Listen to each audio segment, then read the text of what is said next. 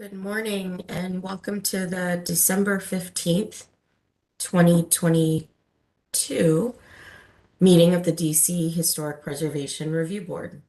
My name is Marnique Heath, the chair of the board. Public notice of this WebEx meeting and participation instructions have been emailed to the project applicants and the HPO mailing list and posted on the Office of Planning website. This meeting is live streamed and will be archived on the Office of Planning's YouTube channel. Please be aware that if you're watching on YouTube, you will not be able to provide testimony. Those wishing to provide testimony must register in advance and join using WebEx. I want to ask each board member participating in today's meeting to now turn on your cameras, and I'll do a roll call to identify who's present. Board Member Auerbach. Good morning. Board Member Auerbach is present. Good morning. Board Member Beatty. Board Member Beatty's present. Good morning. I'm not sure if I see Board Member Bell. Are you on? Don't see him yet, but No, Matt was actually not able to make it today. got it. Okay. All right. Thank you, Steve. Linda may be joining us a little later. Board Member Horsey, I do see. Board Member Horsey present. Good morning. Good morning. And Board Member Failer. Good morning, Board Member Failer present. Excellent. All right. So, with 5 of us present, we do have a quorum. So, we'll proceed. But before we begin, I'd like to go over a few procedural points. The camera function has been enabled for presenters and board members. And so at the beginning of each case, cameras can be turned off so that the focus is on the presentation slides. And then once we're ready to speak, while your camera's off, please identify yourself. I'll first ask that HPO staff present their report and evaluation of the case, and then I'll ask the applicant to present their case and project plans. HPO has preloaded all plans provided by applicants and will advance the slides upon request. Following the applicant's presentation, we'll hear testimony from ANCs, community groups, and individuals who have registered to speak. The camera function, unfortunately, is not available to those providing testimony. After all testimony has been presented and the board is ready to ask questions and deliberate, I'll then ask members turn on their cameras again. After the board is finished deliberating and taken a vote on the project, cameras can then be turned off. In accordance with the ANC Act, the Historic Preservation Review Board is committed to giving careful consideration to the community and ANC comments that we receive. Our regulations require us to give great weight to properly adopted written recommendations of ANCs in the matters that come before us. To ensure that great weight is given, the board discusses and addresses each issue or concern raised in ANC resolutions as a part of our deliberation, and then we include that discussion in the public record of the case as recorded in the live videos of our meetings. Following the meeting on the board's behalf, HPO archives the video recordings on the HPO website, keeping them accessible to the public. They also prepare a written summary of the board's actions, which includes a report of our findings and conclusions on any issues and concerns raised in ANC resolutions, articulating with particularity and precision our reasons why the ANC did or did not offer persuasive advice. And they post the written record on the HPO website 1 week following the meeting, keeping it permanently accessible to the public. We did have a few changes to our agenda today, which are reflected in the revised agenda that's been posted. One of those changes was the addition of 301 Mass Avenue Northeast to our consent calendar and the removal of 925th Street Northwest, which was a deferral at the request of the ANC. We did receive a few late notices, either overnight or first thing this morning. One is a request from Kingman Park Civic Association to remove the Spingarn Senior High School campus addition to the car barn from the consent calendar. They would like to be able to have a more have a hearing on this and more discussion. And so we'll grant that request and we'll work with staff to get this on our agenda potentially in January, but we'll certainly notice when this will be on our agenda.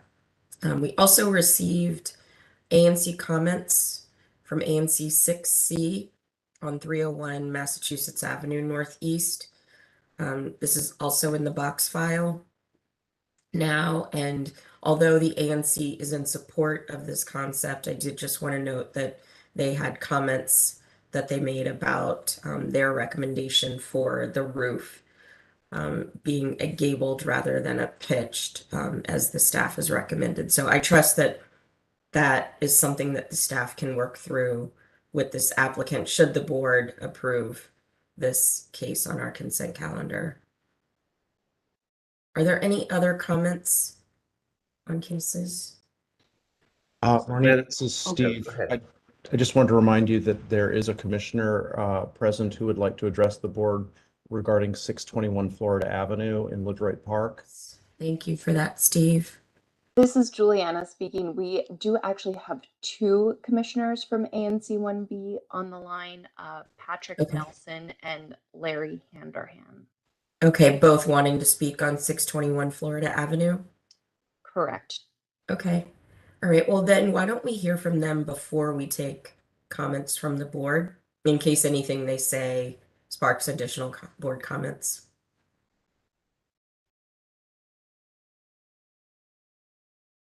Are they unmuted, Juliana? Hi, I think I'm unmuted. This is Larry Handerhan. Yes. ANC. Okay, great. So thank you so much for accommodating this request. I'll be very brief and then kick it over to Patrick Nelson. And again, really appreciate the fact that you have a very long day ahead of you and you're letting us join for a consent calendar agenda item. On 621 Florida, I'm just going to provide a few high-level comments. First of all, this property has been blighted for quite a long time, so we're really excited in the community that it's getting redeveloped. I also want to note that I will not be the single member district representative for this property starting January 2nd. So this is kind of my last chance to weigh in on this project formally as it goes through the process post redistricting. Patrick Nelson is our community co-chair of the ZPD committee for 1B, and he's going to speak to some of the specific process and design elements that we want to raise. But we had requested that the board consider pushing this discussion further back so that there could be more community engagement on this property. I understand that wasn't possible and not the preference of the applicant. So wanted to just pass on a little bit of the feedback that the ZPD 1B ZPD committee gave. So there are three issues when they came to the first meeting, and the team requested that they come back, but that just didn't end up happening because of the timing of this meeting. The first is concerns around the plan for trash. There just wasn't one, and that's a huge issue because of the way that LaDroit is set up. In the new the latest plans, they did address the trash issue through a trash room, and we're really appreciative of that. There's two other issues that I don't believe were addressed in the most recent design that we hope staff can work with the applicant on in the future. The first is the height of the garage and the alley. Our alleys are kind of our lifeblood in LaDroit Park, and so we have historically weighed in on alley facing elements of projects pretty consistently, and didn't necessarily get a chance to have that full conversation. There were also members of the ZPD committee who expressed concerns around the location of the railing on the roof and it being too close to the front of the property. So really, this is our chance to just get those things on the record because there wasn't an opportunity to come back to the community. Normally, from a process perspective, a project like this would go to the ZPD committee and then the full LaDroit Park Civic Association before coming to 1B as a whole. And the truncated nature of this timeline didn't allow for that. So that's why we're here today. Patrick Nelson is probably able to elaborate a little bit, but thank you so much for letting me weigh in.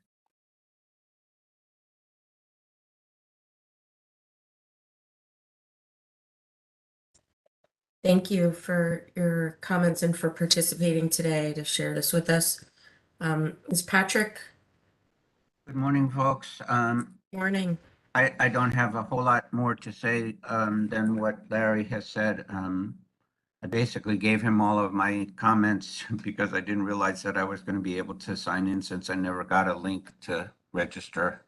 But that said, I just want to reiterate that this case did come before the ANC last month at our regular committee meeting, and there was a lot of discussion about the points that he made.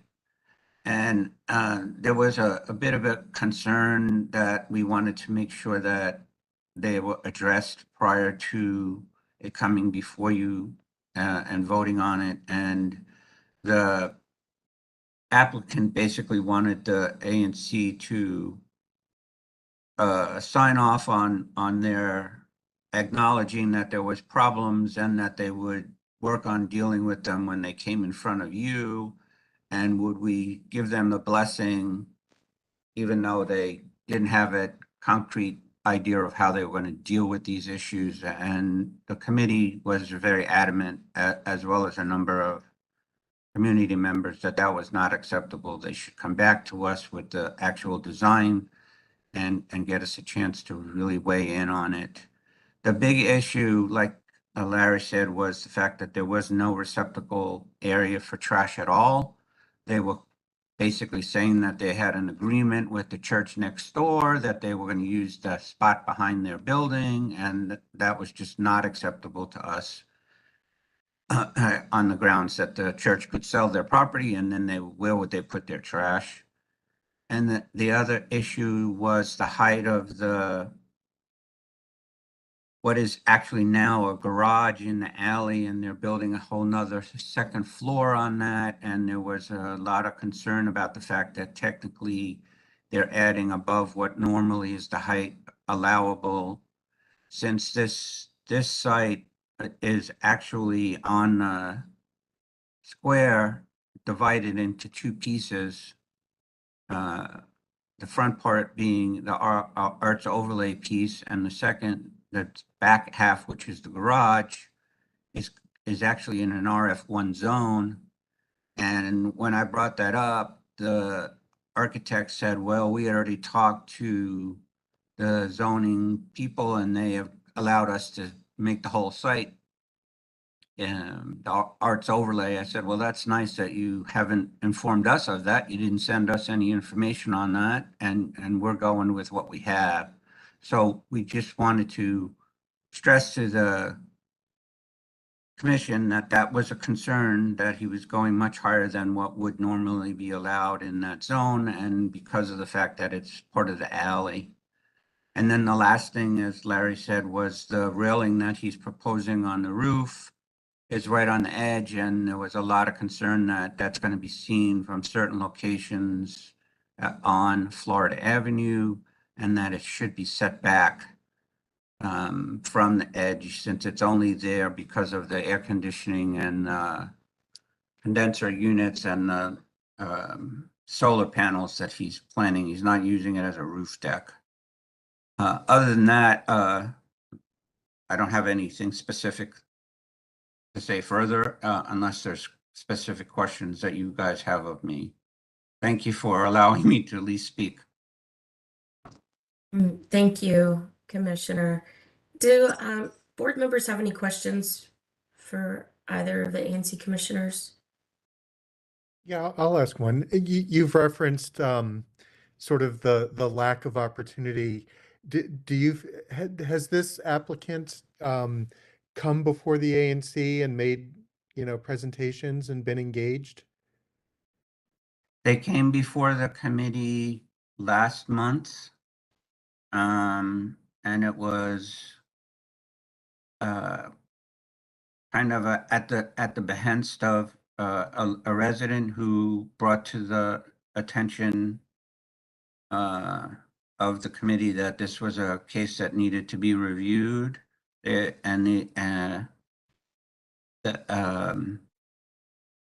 be honest with you, because I deal with so many different cases, I'm a little confused to say whether or not I had to contact them directly because there was another case that we were dealing with that was similar to this, but they did show up at the meeting and they did make a presentation. And when we gave them our comments about the fact that we thought they needed to revise their plans and show us that they were actually going to address these issues, they were hesitant to want to do that. They were concerned that they wanted to get in front of you guys because they're on a quote unquote timeline. And we expressed our concerns that, well, we don't normally bless a project unless we are in concurrence with all of the issues that we find and get a resolution. And normally when it's a design change that we're asking them to do, they come back a second time and give us a change and then we vote on it. And one of the committee members actually was trying to explain that, there's a time frame that, if he was to defer 1 month, it wouldn't be a big deal. And that he would have to go and get his permits and all that stuff. And that's going to take time. And he said, well, we've already applied for our permits. And then that triggered the committee member to say, well, then if you've already done that, you're already superseding us. So now we're definitely not going to support you at this point. You're going to have to go and change it and come back. So I had put in a request to have it bumped to the next month through staff and received an email back that said that it's already past the 45-day window and that it would not be moved to the next meeting unless the board recommends. It's not, to be totally honest with you, if we can address these issues, then we can get an answer from you guys that is satisfactory to both you and the ANC. I'm not against saying go ahead with it, but it was kind of their attitude that was more of an issue with us. And we just wanted to make sure that we were addressing the things that were brought up specifically to us by community members. Right. I think that, we certainly get a wide spectrum of engagement from applicants.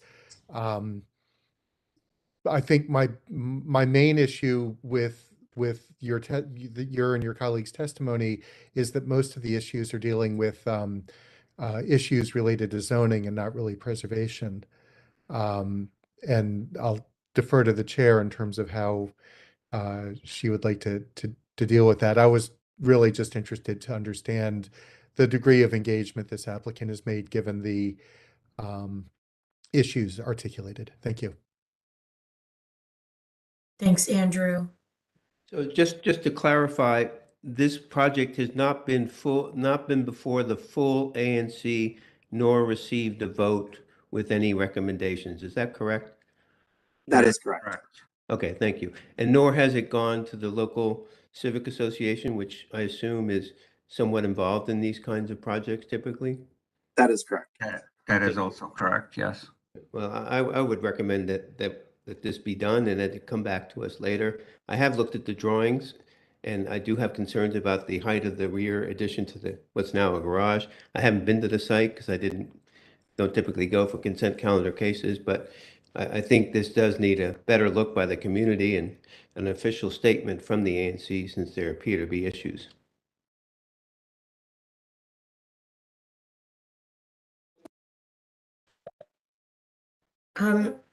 Given that this hasn't been before the full ANC, and that the community hasn't had the opportunity to weigh in, I would be more inclined to defer this and allow that process to happen. I think that's always been really important to the board, and I think maintaining that consistency is important. It would also allow us to work through some of the ANC's, hopefully work through some of the ANC's issues. Would others be in support of that? Yes, I would. I'll be happy to second that as a motion. Okay, all right. So we will defer 621 Florida Avenue and ask that the staff put that on our full agenda at a later meeting. And in the meantime, request that the applicant engage in community discussions with the Civic Association and ANC. Are there other comments? My name is Michael Blake. I'm the architect for this project. Would we be able to respond to some of this before? Not until a full hearing. Okay. That's the point of a full hearing. So you will have ample opportunity at that point. My understanding was that if this gets knocked off the consent calendar, we get the hearing today. No, it has to be posted. Okay, thank you. Mhm. All right.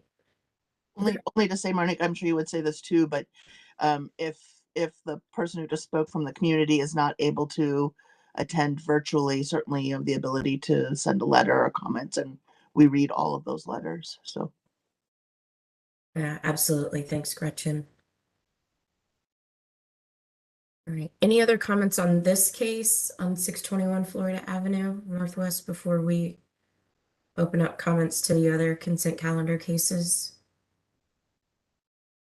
All right. Then any comments on other cases on consent? Madam Chair, I've got a couple of comments on Kilbourne Place, which we've looked at a couple of times at least, and I think it's arrived at a good place. I'm a little disappointed in the clarity of the plans, but I trust that that Tim Dene can deal with the whole interior demolition issue. I wasn't able to really kind of decipher that aspect, but it seems like that's headed in the right direction as well as the exterior. There seemed to be some question in the presentation. There were a lot of 3D images with different color schemes, and so there was a light gray, a medium gray, and a dark gray. And so I would offer a support for the medium gray rather than either the light or the dark. Those are my comments. Thank you. Okay. Thanks, Outerbridge. Does anyone have any other comments? I do, Chair Heath, I have a comment on item A, Town Center East, 300 K Street. I would like to request that that come back on our full agenda as well, for a couple of reasons. One, I think that there would be some benefit from hearing from the organizations that are the preservation organizations and the ANC on the development in this area. We had a lot of discussion, I remember, for the concept about the importance of placing these buildings flanking, not just, well, I know we're talking about the one, but there were two buildings that were flanking these pay buildings as modern historic landmarks. So I think it's important for us to be able to discuss that and offer the opportunity for community members to comment on the development from concept to final. I think that what we've been presented is a departure from the concept. I'm not in agreement fully with the staff's opinion of the design concept. I think it needs to be simplified, and if they're wanting to be more compatible with the pay buildings, I think there's some modifications to the architecture that needs to be developed. And then the last point is in the concept approval that we gave, there was a lot of discussion about the importance of the landscaping and the transparency of the hyphen. And I would like some more detail to be able to understand that with some more clarity, so that it doesn't read like a connection of two buildings, but rather there's an all-weather protection that has some transparency, a delicacy to it, that it reads like a separate building from the pay building, because those pay buildings were originally designed to sit as two modern, landscape buildings on a parterre of grass, which is not sustainably feasible now. But I think we could minimize the impact on the pay buildings by further understanding how simplified and transparent those connections might be. So those are my reasons for asking for that. And hopefully that gives the applicants some ideas as well. And then I certainly am interested in what other board members and what you might think as well. Mhm. Yeah, I would support that. I think having an opportunity to discuss this further with the applicant and to try to get closer to what we think is the right direction for the concept makes sense. Would others agree? Yeah, I wouldn't disagree. I wasn't present for the initial review of this building, but it looked interesting. But Mhm. sounds like a good idea. All right, so then we will ask staff to put this on a full agenda at a later date. Any other comments? All right, so then I will make a motion for the remaining cases. B, D, E, F, H, and I, that we approve those cases with the comments that we've heard today, and also the ANC's comments on 301 Massachusetts Avenue Northeast also be given consideration as the staff works through design with the applicant. Is there a second? I'll second. Okay, Or thanks. Andrew. Okay. So the motion's been made and seconded. Any further discussion? All right, then all those in favor signify by saying aye. Aye. Aye. Aye. Anyone oppose? Okay, then the motion carries. And the cases that we've removed, we'll look forward to hearing in the new year. All right, then we are ready to proceed with our first case of the day, which is a historic designation hearing, requesting a revocation of a designation at Yellow Tavern. Is staff ready to make your presentation? Thank you, Madam Chair. I guess it's customary and by regulation suggests that an applicant with the presentation go first, but it's at the discretion of the chairman. I'm happy to make a few comments to start. This is an application to revoke a landmark designation. The designation was made by the Joint Committee on Landmarks of the nation's capital back in 1964. The designations at that time were, by comparison to today, rather summary without a robust nomination documenting the properties. This property was designated, it appears, principally for being the Yellow Tavern, which it was not. That was a mistaken 1930s, 1940s era misattribution. And the nomination on the staff report, I think, correct the record on that matter. I mean,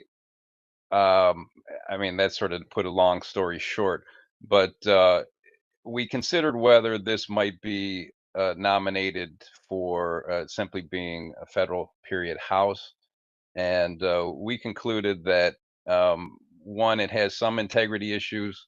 Two, that if it's considered important for being merely a federal period house, that it should be considered in conjunction with the house next door at 1528 33rd, which is of the same era. It's actually slightly before, even if that means days before.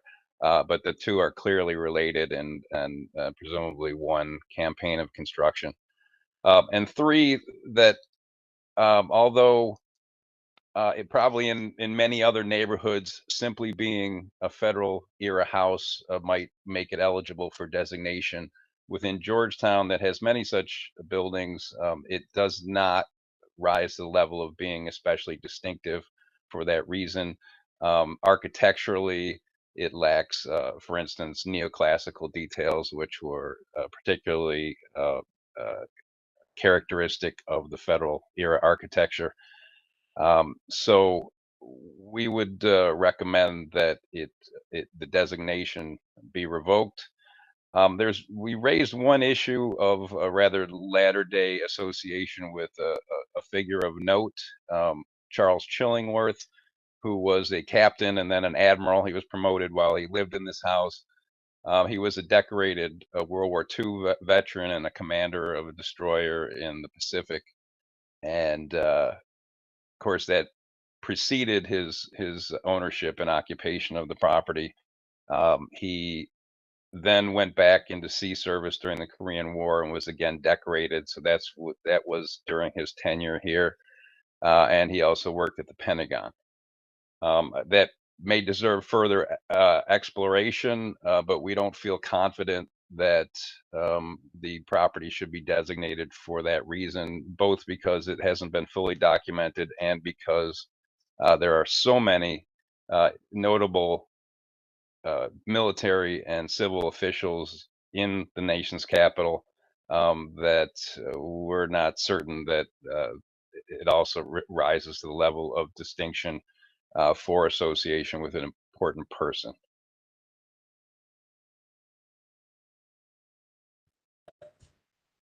Okay. Thanks, Tim. Is the applicant ready to make your presentation? Yes, good morning. Can you hear me? We can, yes. Good morning. Good morning, Chair Heath, board members Auerbach, Beatty, Horsey, and Failer. My name is Jonathan Mellon. I'm an architectural historian with the firm of Goulston and Storrs. I'm joined by our client, Jay Gross from Cobra Properties, and my colleague, Allison Prince at Goulston and Storrs. We're very pleased to be before you. Tim, I think, has done a far better job than I could have kind of summarizing this, and I know you all have a very busy schedule today. So we're just going to kind of briefly walk you through the research that we did. We thank Tim for his staff report. We obviously concur with his conclusions on the yellow, what was thought to be the Yellow Tavern. For someone like myself, this was a very interesting project. It wasn't really work to do in it, trying to kind of figure out what the true history of this site was just really a wonderful experience. The slide before you right now, as you can see, the Yellow Tavern, or the purported Yellow Tavern, I should say, 1524 33rd Street, is on your upper left-hand corner. As Tim noted, it's kind of a wonky house, I think, architecturally. As you can see, the section to the right was one building. The section to the left, which we'll go into a little more detail in a moment, was another building. And then there was this passageway that was open between the two houses that was filled in. And then the rather interesting entrance was added, purportedly salvaged from a structure in Alexandria, Virginia. What I'd also like to note on this slide, as you can see in the lower right-hand corner, is that it's a rather large site. It wraps around to Volta Place. However, and this will be the topic of really the next application that you all will be reviewing this morning, during our research, and we thank HBO staff as well as the United States Commission of Fine Arts staff, who both were of great assistance when we were doing our research.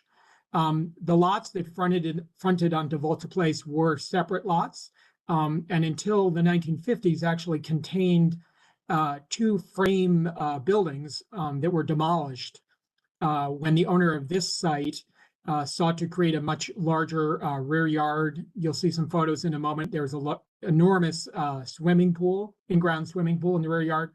But along Volta Place, unfortunately, what happened was the two historic buildings were torn down and it was turned into a rather unsightly surface parking lot. And so the project you'll see in the next application proposes to rectify that situation with the construction of two new townhouses. We can go to the next slide, please. So just again, to kind of orient you all, I know you guys are very familiar with Georgetown and this site. It's in the West Village. You can see the map at the top. The lower image shows the block and aerial photo. This block is a little bit different than a lot in that, as you can see, there is that Pomander Walk, which has the collection of rather unusual row houses in the middle. Next slide, please. So this is the section to the north, and as Tim was noting, this relates to the house directly to the north that's painted gray. What I think is interesting about this is you can tell that this was a separate house. Obviously, if this had been designed as one large house, you would not have had the entrance located here. So it's again adds to this kind of quirky nature of the building and gets into the issue of integrity, which I'll touch on a little bit later. Next slide, please. Okay, so on the left-hand side, you see the second house to the south, which is a little bit shorter. And the image to the right shows what was the original entrance to that house, which was altered at a later date to arrive at the 3 windows at the first floor.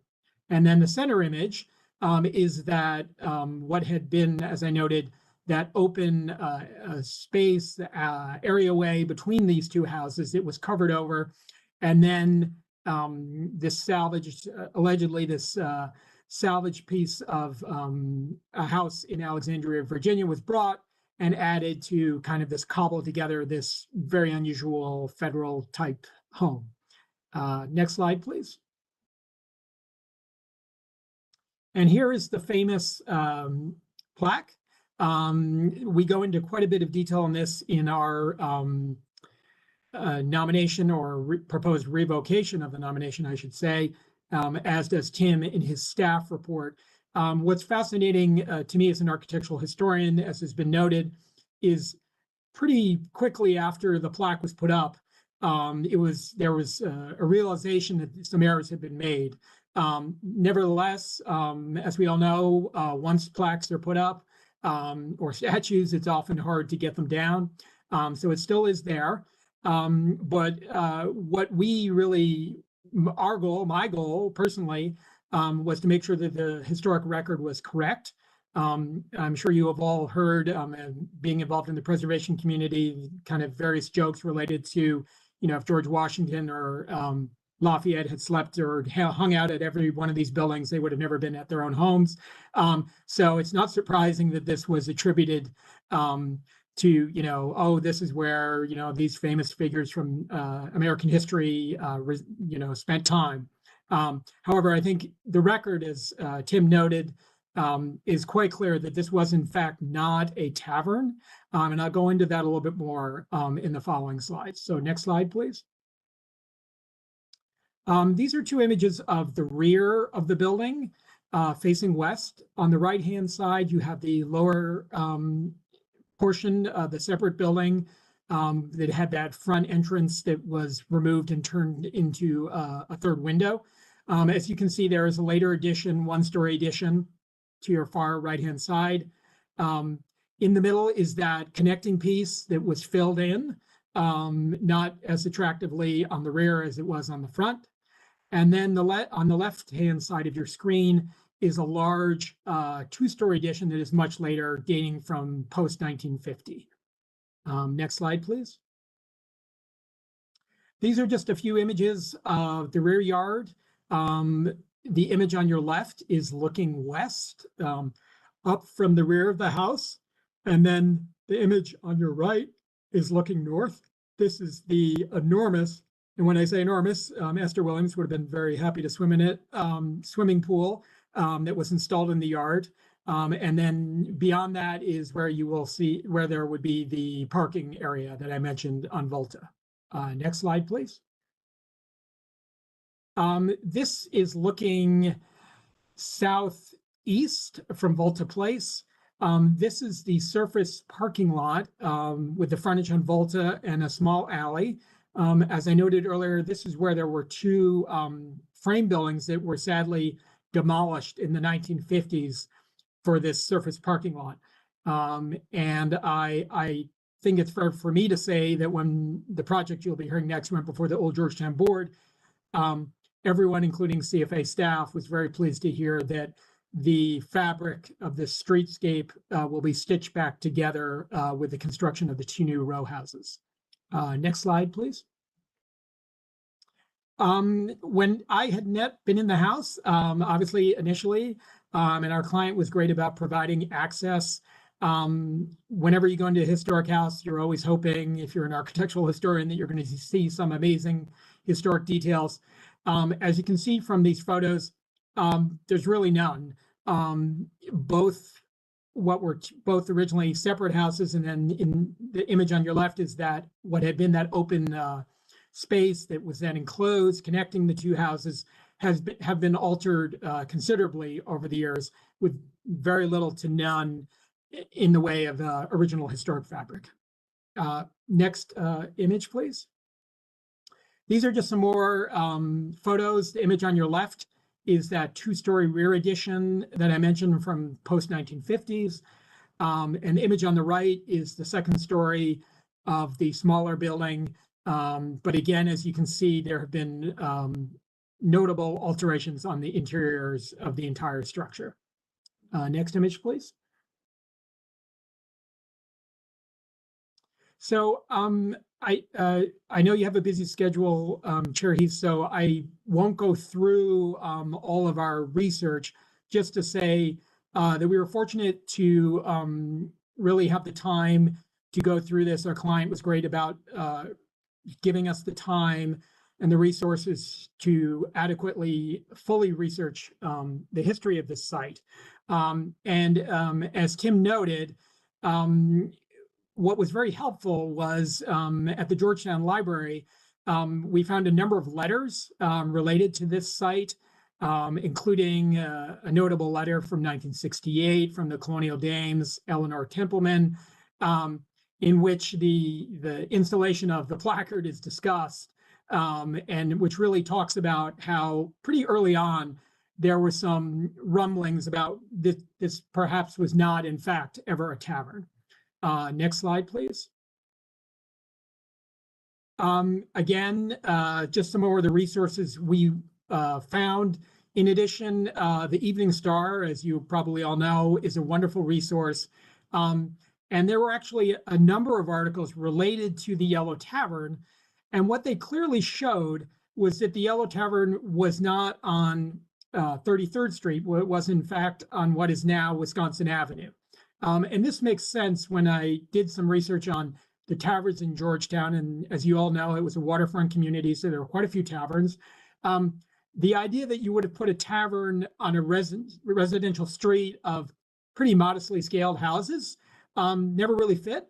And then upon going into the house and seeing the spaces, the notion that you could have had a tavern in those spaces also really didn't make a lot of sense. As well, we were able to find documentation between a descendant of the owner of the Yellow Tavern and the Colonial Dames, in which this person was a granddaughter, described being in the building, going in the cellar, which 1524 33rd Street does not have. But what really kind of sealed the deal was the documentation from the Evening Star, which talked about exactly where it was located, how it was planned to be demolished, how parts of it were actually falling apart. And it was all clear to us that this was a building that was located on the present day Wisconsin Avenue. Next slide. Again, just more documentation. You can go to the next slide. And so I guess I will just close, and I won't go through each of these because, as noted, I believe we're in agreement with Mr. Dene and HBO staff. We did look closely at the criteria for designation as a historic landmark. And after going through all 7 of the criteria, which are listed here, we came to the conclusion that while this is a quite interesting, funky, however you want to describe it, building, it really does not meet the criteria for designation as a historic landmark. We would also note, and Mr. Dene, Tim notes this in his staff report, this property will still be protected more than most in the District of Columbia, and that it will remain subject to review under the Old Georgetown Act. So any proposed alterations will have to go before the Old Georgetown Board, the United States Commission of Fine Arts, and you all, if you decide to take up, when an application is filed. There are no plans at this time for any alterations to 1524 33rd Street. So I know that was kind of brief, but I didn't want to take up too much of your time this morning. And we are here to answer any questions you may have. And we thank you for your time.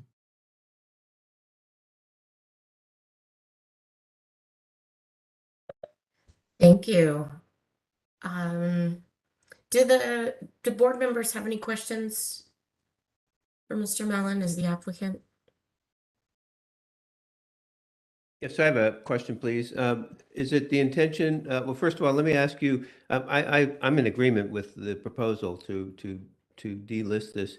But I wanted to ask, are any of the events that are listed on the plaque on the front true? That's one question. And then, do you intend to remove the plaque? We were not able to substantiate any of the items on the plaque. I believe the idea, yes, would be to remove the plaque in order to correct the historic record. Thank you. Any other questions? Okay. We don't have anyone registered to speak on this aspect of this property. So unless board members have comments or questions, I'd say at this point, we can move to deliberation. I think if we are ready, I'll ask board members to turn on their cameras. I think a pretty strong case has been made by the applicant and staff that the designation should be revoked. It's a really unusual circumstance where so many false narratives have been created around a property to make it sound more significant architecturally and historically than it actually was. So I'm in support of this. Others? I agree with you in the staff report. Okay, great. Then I'll I'd make- just like to, I'm in agreement as well. I'd just like to share a brief recollection that I don't know if any of you, maybe Tim, you did, ever had the pleasure of knowing Robert Lyle, who was the librarian at the Peabody Library for, I don't know, 30 years prior to Jerry McCoy being there now. And Bob, one thing that Bob detested was bunk. And it's not a very technical term, but he knew it when he saw it. And this was one of his pet peeves, was the Yellow Tavern. I think he went so far as to say that it was never yellow and it was never a tavern. Anyway, so I support the decertification. Thank you. Sounds like he'll support this as well. Yeah, Bob is no longer with us, sadly, but I'm sure he would if he was here. Yes. All right. Then I'll make a motion that we support the revocation of this designation. Is there a second? Second. All right. So the motion's been made and seconded. Any further discussion? All those in favor signify by saying aye. Aye. Anyone oppose? Then the motion carries. Thank Thank you you. very much. And we can continue with the concept and subdivision for this case. Tim, do you want to present first in this case? Sure, I can go first. Okay. The proposal is to subdivide the parcel into 3 lots in order to construct 2 new houses facing Volta Place. The project as a whole has been reviewed by the U.S. Commission of Fine Arts because, of course, it does fall subject to the Old Georgetown Act.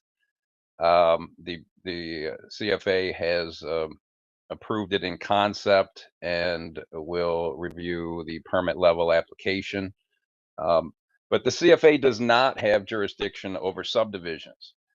And so that's what brings this before the board. The board may comment on any aspect that relates to the board's purview under the law. And you're certainly welcome to look at, for instance, the design of the buildings, site plan, whatever. But what the board must address is whether the subdivision is sufficiently compatible with the character of the historic district and whether it sufficiently retains the character and fabric of the subject property. In the opinion of the staff, it is consistent with the purposes of the preservation law because the Volta Place portion of the parcel was added to the 1524 33rd Street property during the mid 20th century in order to provide a rear yard and vehicular access and parking and a swimming pool for the then owner, Captain, then Admiral Charles Chillingworth and his wife. Prior to that, for at least 90 years and perhaps significantly more, there were twin houses on the Volta Place frontage. Chillingworth was responsible for their demolition, and so we think that sort of replacing buildings there is at the very least not incompatible. If not possibly beneficial to the streetscape, partly because it removes a parking pad from that vicinity. The buildings themselves went through 2 or 3 reviews by the commission. We commented upon them. We think they were improved in their proportions and their details. We don't feel the need to comment on them further. Again, the board is welcome to if it wishes. And I think that leaving approximately 30 feet behind the deepest part of the building on 33rd Street, much of which is a late 20th century addition, is sufficient to retain the character of those federal period buildings whose rears are already largely obscured by the additions and by stucco, etc. I think I'll leave it at that. I'm happy to answer questions or elaborate further as we go along in the conversation. Okay, great. Thanks, Tim. Is the applicant ready? I have a quick Yes. question for Tim, Sure. and maybe you, Chair. I saw the ANC letter that's in the file has some questions or concerns, and I don't know is the ANC here to speak today? And if not, for Tim, do you believe that the concerns in the ANC letter have been addressed by the current proposal? I certainly will not speak for them. I would take it as they still have concerns, which I don't see as being equivalent to we out and out oppose the project. Right. But having said that, I think I addressed some of the concerns. They mentioned the height of the proposed buildings, but just 2 doors down to the west, there are two and 3 doors down. There are 2 3-story buildings.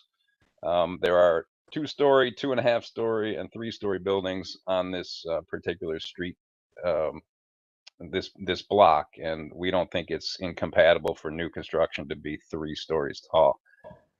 The other question, it was a concern and something of a question. I think they made the statement that the existing easement would be rendered useless. I don't have a comment on that because I think the easement is what the easement is.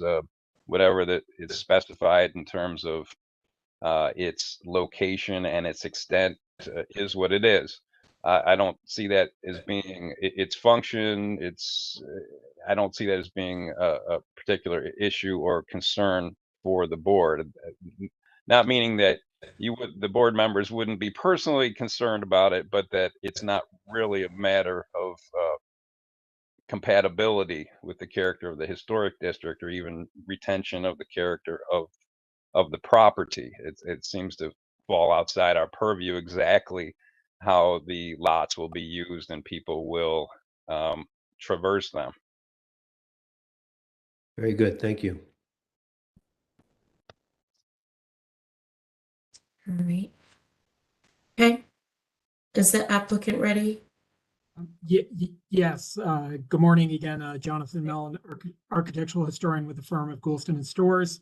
I'm still joined by our client, Jay Gross of Cobra Properties, my colleague Allison Prince from Goulston and Storrs, and as well by our project architects, Dale Overmeyer and Dennis Hornick, and they are going to be running the show here. So I will turn it over to Dale and Dennis to walk you through the project, and the rest of us are here if you have any other questions. So we thank you again for your time. Good morning, board members. Can you hear us? Yes, we can. Yes, we can. Thank you. I'm Dale Overmeyer. I'm joined with Dennis Hornick here, and appreciate Mr. Denay's explanation of the factors surrounding the site here. I think that's a good explanation. We can keep our presentation brief. The image before you just shows the existing conditions with Volta Place at the north or the top of your page. And you can see there's parking for at least 4 cars in that surface parking lot. And the design that we're proposing seeks to put 2 new row dwellings in that space where generally 2 row dwellings existed in the earlier part of the 20th century, and to move any parking back to the rear of the lot to better hide it from public space. I think we could go, and before I do that, there's some curiosity, it sounds like, of that easement. On the left-hand side, there's an 8-foot right-of-way easement to a garage at the lower part of your page there. And our design protects that, in fact, improves it. So let's look at the next image, please. All right, just a brief description of why and how we're subdividing the lots. So the goal is to sort of bring back 2 row dwellings fronting Volta Place, keep the pattern language of that street intact with facades up at the sidewalk. We've presented this several times to the Old Georgetown Board and Commission of Fine Arts, and arrived at a design that they've approved in concept. And as part of that, we widened the space between at the side of the property from potentially being 8 feet to being 10 feet wide, which shares also the dimension of nearby Pomander Walk that was referenced earlier, that is an existing alley in the middle of that block. So it seemed right by all stakeholders to create a commensurate dimension of 10 feet. And you can see that there are 2 lots. The one on the right, that's the eastmost, is 20 feet wide, which satisfies with the zoning. The next lot starts at 18 feet wide. That allows us to keep 10 feet of width for the alley, which ensures that that building will stay at its dimension. At about 28 feet back, it widens to 20 feet, which again, code requires us to, within 30 feet, expand our lot to 20 feet of width. And then at the back, that lot widens out a little bit, where you can see the pink area that allows for parking, such that the cars are not allowed to cross building lines in their parked locations. So that's part of the reason for that jog. And then the remaining jog on lot number 2 really just satisfies square footage, so that we have lots that meet the 2,000 square foot minimum. And that's really the gist of it. So sure. I think there's another image as you go further through. This is just showing the details of the constructed surfaces and new buildings and landscape. Again, this is the same image that was approved in concept by the Old Georgetown Board. And then I think there's another image. This is just a reference to the lot in the earlier part of the 20th century. And this shows that the lot was divided, and in the upper left-hand corner, there were 2 row dwellings that existed up until the mid 20th century. So there's been some subdivision, or there was already a divided lot that was put back together, and we're seeking to divide it again. And I think that's all we have for you. There are a few images of the existing conditions if you'd like, and then there's another image. Next image is same photographs you've seen, and then one final image which shows the another site plan, but also with commensurate facades as they march along that street. So in this picture, the lot has been turned upside down so that it relates more to the facades, and you can get a sense of the design. Again, this is the design that was approved in concept. And I think that's all I have for you, unless there are any questions. Thank you for your presentation. I'm curious about one of the jogs between it's lot 1 and 2. The one in the center, it obviously the shift of lot 2, you said keeps the square footage of the lot or maintains the appropriate square footage for the lot, but the shift at the center between the 2 properties, you have parking there, but it doesn't appear that you need that full 40 feet for parking. So I think that's the dimension there. Can you explain the reason for that jog? Sure. Let's go back to, I think 3 or 4 images back where it's the site plan that shows, yeah, that's a good place. So again, one of the zoning rules, it's 40 feet, but that also includes the 8 feet of easement. So we can't park a car in the 8-foot area of the right-of-way. Makes sense. Then, so the sort of general depth of a parking space, 18 to 20 feet. Now we only have about 12 feet left. And what we need is the ability to back the cars in and out and get them into their parking places. And so we did some parking diagrams that show that as you curve the car in and out, you do need that extra space, or generally you take the standard dimension of a parking lot. It's typically 20 feet for the aisle to drive and 20 feet for the car to park. So that basically just gives us room to get the car curved in and out of its parking place. And so that's what we felt like really about the shallowest dimension that we can have to get those cars at 90 degrees to the alley. And that's why we've got 40 feet. Okay. Got it. So where you switch 28 feet back from a 10-foot wide alley to a 8-foot alley, that's just kind of an imaginary line, and there's no fence on that, right? There's a fence. There might be a fence flush with the face of the house. Is that right? That's correct. There is a proposed fence flush with the face of the house, and the existing condition is that there is a fence at 8 feet that is right on that right-of-way line. But again, all the stakeholders were invested in widening that structure, and 10 feet made a lot of sense for everybody that drives up and down it, and certainly an improvement for the person who has the easement right of way. Right. So at least for the length of the house itself on lot, what is it, 3, and the fence, that the width of the alley that you're proposing is effectively 2 feet wider than it is now. Is that right? Right. Yeah, 25% wider. Thank you. Other not really a preservation issue, but so trash works where everyone would bring their containers out to the curb for them to be picked up, or because certainly a trash truck won't be able to negotiate back here, right, where you've got the trash. Right, right.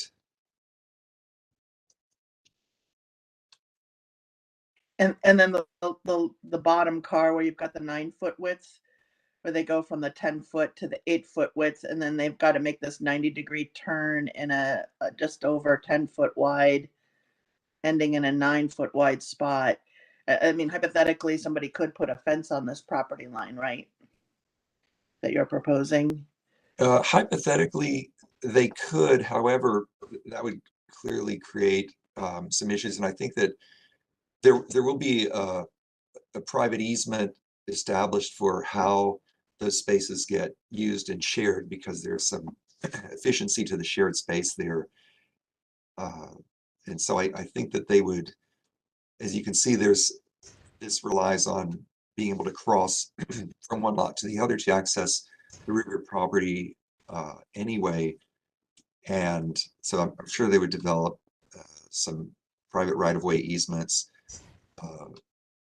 specific to those conditions.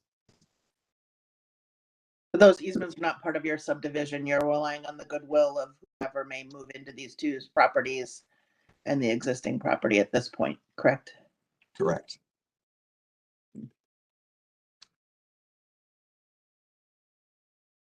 Okay. Did you have a follow-up, Gretchen?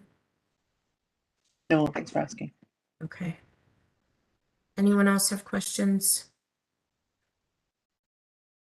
All right, we do have 2 people who have registered to speak. I'm not sure if one is from the ANC to Outerbridge's question earlier, but Gail Arnold. Is Gail Arnold on the line? Good morning, Chair Heath. This is Dennis Hughes. Can you hear me? Yes. Okay, great. Mrs. Arnold is here in the room with me, so I'll let her introduce herself. Perfect. Hi. I am basically interested in this not being turned into a condo project, because when you look at the fourth parking place, you see that it would hit my garage door every time it comes out, or it would hit the dry stone wall, which these people have repaired, at least for the extent of the fourth parking place. So I find it disturbing that this project would go forward because of the greedy extra request for three extra parking places when they only need to provide one. And the other thing I object to is that no one has ever looked at that narrow space, which makes it impossible for the fourth car. He will make plenty of money with 3 parking places. Or we can pursue further. Are you talking about, when you said your property, are you talking about the property just south of the existing house? I'm talking about the garage. They can't see that you're pointing. Which is Yeah, you can't shown see in what the you're pointing to. parking place. You're pointing. I think she's pointing to the 2-story masonry garage at the bottom. On this drawing, Ms. Arnold, the northern of her 2 properties is immediately south of the applicant's property, and the garage is showing at the bottom left. It's an L shape at the bottom left of this image. Yeah, it's the 2-story masonry garage at the end of the easement, Monique, I think. If I might, if I might supplement Ms. Arnold's comments, please let me know when that's appropriate. May I go ahead? You can make your comments now. Thank you. Thank you. Well, I'm Dennis Hughes, for the record, with Holland and Knight LLP. As I said, I'm here joined by Ms. Arnold, who's the neighbor to the south. And we're appearing before you this morning to register her opposition to this application and request the board direct the applicant to further study its subdivision so as to reduce the negative impact on the character of this quiet corner of the historic district. Alternatively, we would request that the board deny the application and direct the applicant to the mayor's agent for determination of compliance with the preservation law. As an aside, I've observed the prior matter, which was the delisting of the Yellow Tavern, and I have the I guess the fun feather in my cap of being an architectural historian by training as well as an attorney. So I too appreciate correcting the historical record. But I'd also like the board, to the extent you're not already very well aware, just to put it on record, that another practical effect of changing that building from a landmark to a contributing building to the historic district is that the mayor's agent does not automatically review the subdivision that's before you. So whatever you decide this morning is pretty much the end all be all with respect to that matter. And so I say that just to sort of hone your attention, if you will, to what's going on and what's proposed. It sounds from your questions to the applicant that you are aware or have read the materials that we submitted to the record yesterday. If not, that we did submit a letter setting forth our objections. And I would not want to repeat that or read from it, but I'd just like to summarize the points, and I'll be very brief. The preservation law requires that before a subdivision may be admitted to record, the applicant must demonstrate it's necessary in the public interest or will cause the applicant unreasonable economic hardship. For a claim of necessary in the public interest, the applicant must demonstrate the subdivision is consistent with the purposes of the preservation law. With all due respect to Mr. Denay's statements, I don't believe that simply not having an effect on the rear of 1524 is the end of the discussion. With respect to contributing buildings in a historic district, the preservation law directs that new construction and subdivisions be compatible with the character of the historic district, and we do not believe the applicants met its burden here. The concern with the proposal is that it simply proposes to do too much and results in a subdivision that, as you can see from this diagram on the screen, is little more than lines on a page and completely detached from how the applicant's property will be utilized and the neighborhood will be affected. While I'm pleased to discuss the gymnastics the applicant has undertaken to make the subdivision somewhat compliant with the zoning regulations, I'd like to focus our short time on the potential impacts. But before I do so, I can't help myself to Member Horsey's question, and I think actually it was Chair Heath's question about the slight jog along the right that goes over 10 feet, from 8 feet to 10 feet. I believe the reason for doing so is to allow proposed lot number 3, the westernmost townhouse lot, to continue to operate as a row building and not as a semi-detached building. Because if it were a semi-detached building, the property wouldn't have sufficient lot width or area to be constructed without zoning relief. Just to answer the question that was raised earlier. In terms of character compliance or compliance with the character of the historic district, I'm not aware of any similar such arrangement within the historic district as the applicant is proposing to you here. In its current iteration, none of the 3 presumably unrelated future owners of these dwellings will be able to occupy and utilize their property without a series of easements being placed across the properties. And Member Failer, you highlighted a few of those issues very, very clearly before. The effect of this unconventional approach is to overwhelm this very narrow driveway that opens onto Volta Place immediately across the entrance from the Volta Community Center. This will create an unexpected and potentially very dangerous condition for pedestrians and vehicles along Volta Place. And to contrast this with Pomander Walk, that is a pedestrian-oriented thoroughfare. It doesn't have active parking in and out of that space. In closing, we request the board, as I said before, deny the subdivision request in its current configuration and direct the applicant to further study its plans for the site to allow for usage of the properties without a need of a web of easements or grants of rights. They simply cannot operate this property in good faith without those easements. And to Mrs. Arnold's point before about the very likely issue of damage to her garage, if you look at this plan, the parking, and we don't have the parking turning diagram, which you have in the record, they've got four cars here, and as Mr. Obermeyer showed before, the existing condition shows stacked parking. There's nothing that will prevent stacked parking. Just push deeper into the interior of the lot. You also have two large, I don't know if they're SUVs or if they're large cars in the middle, but you have compacts on the north and the south, all to fit a narrative that doesn't fit the property. And so without going on too much more, I guess I would like to finalize by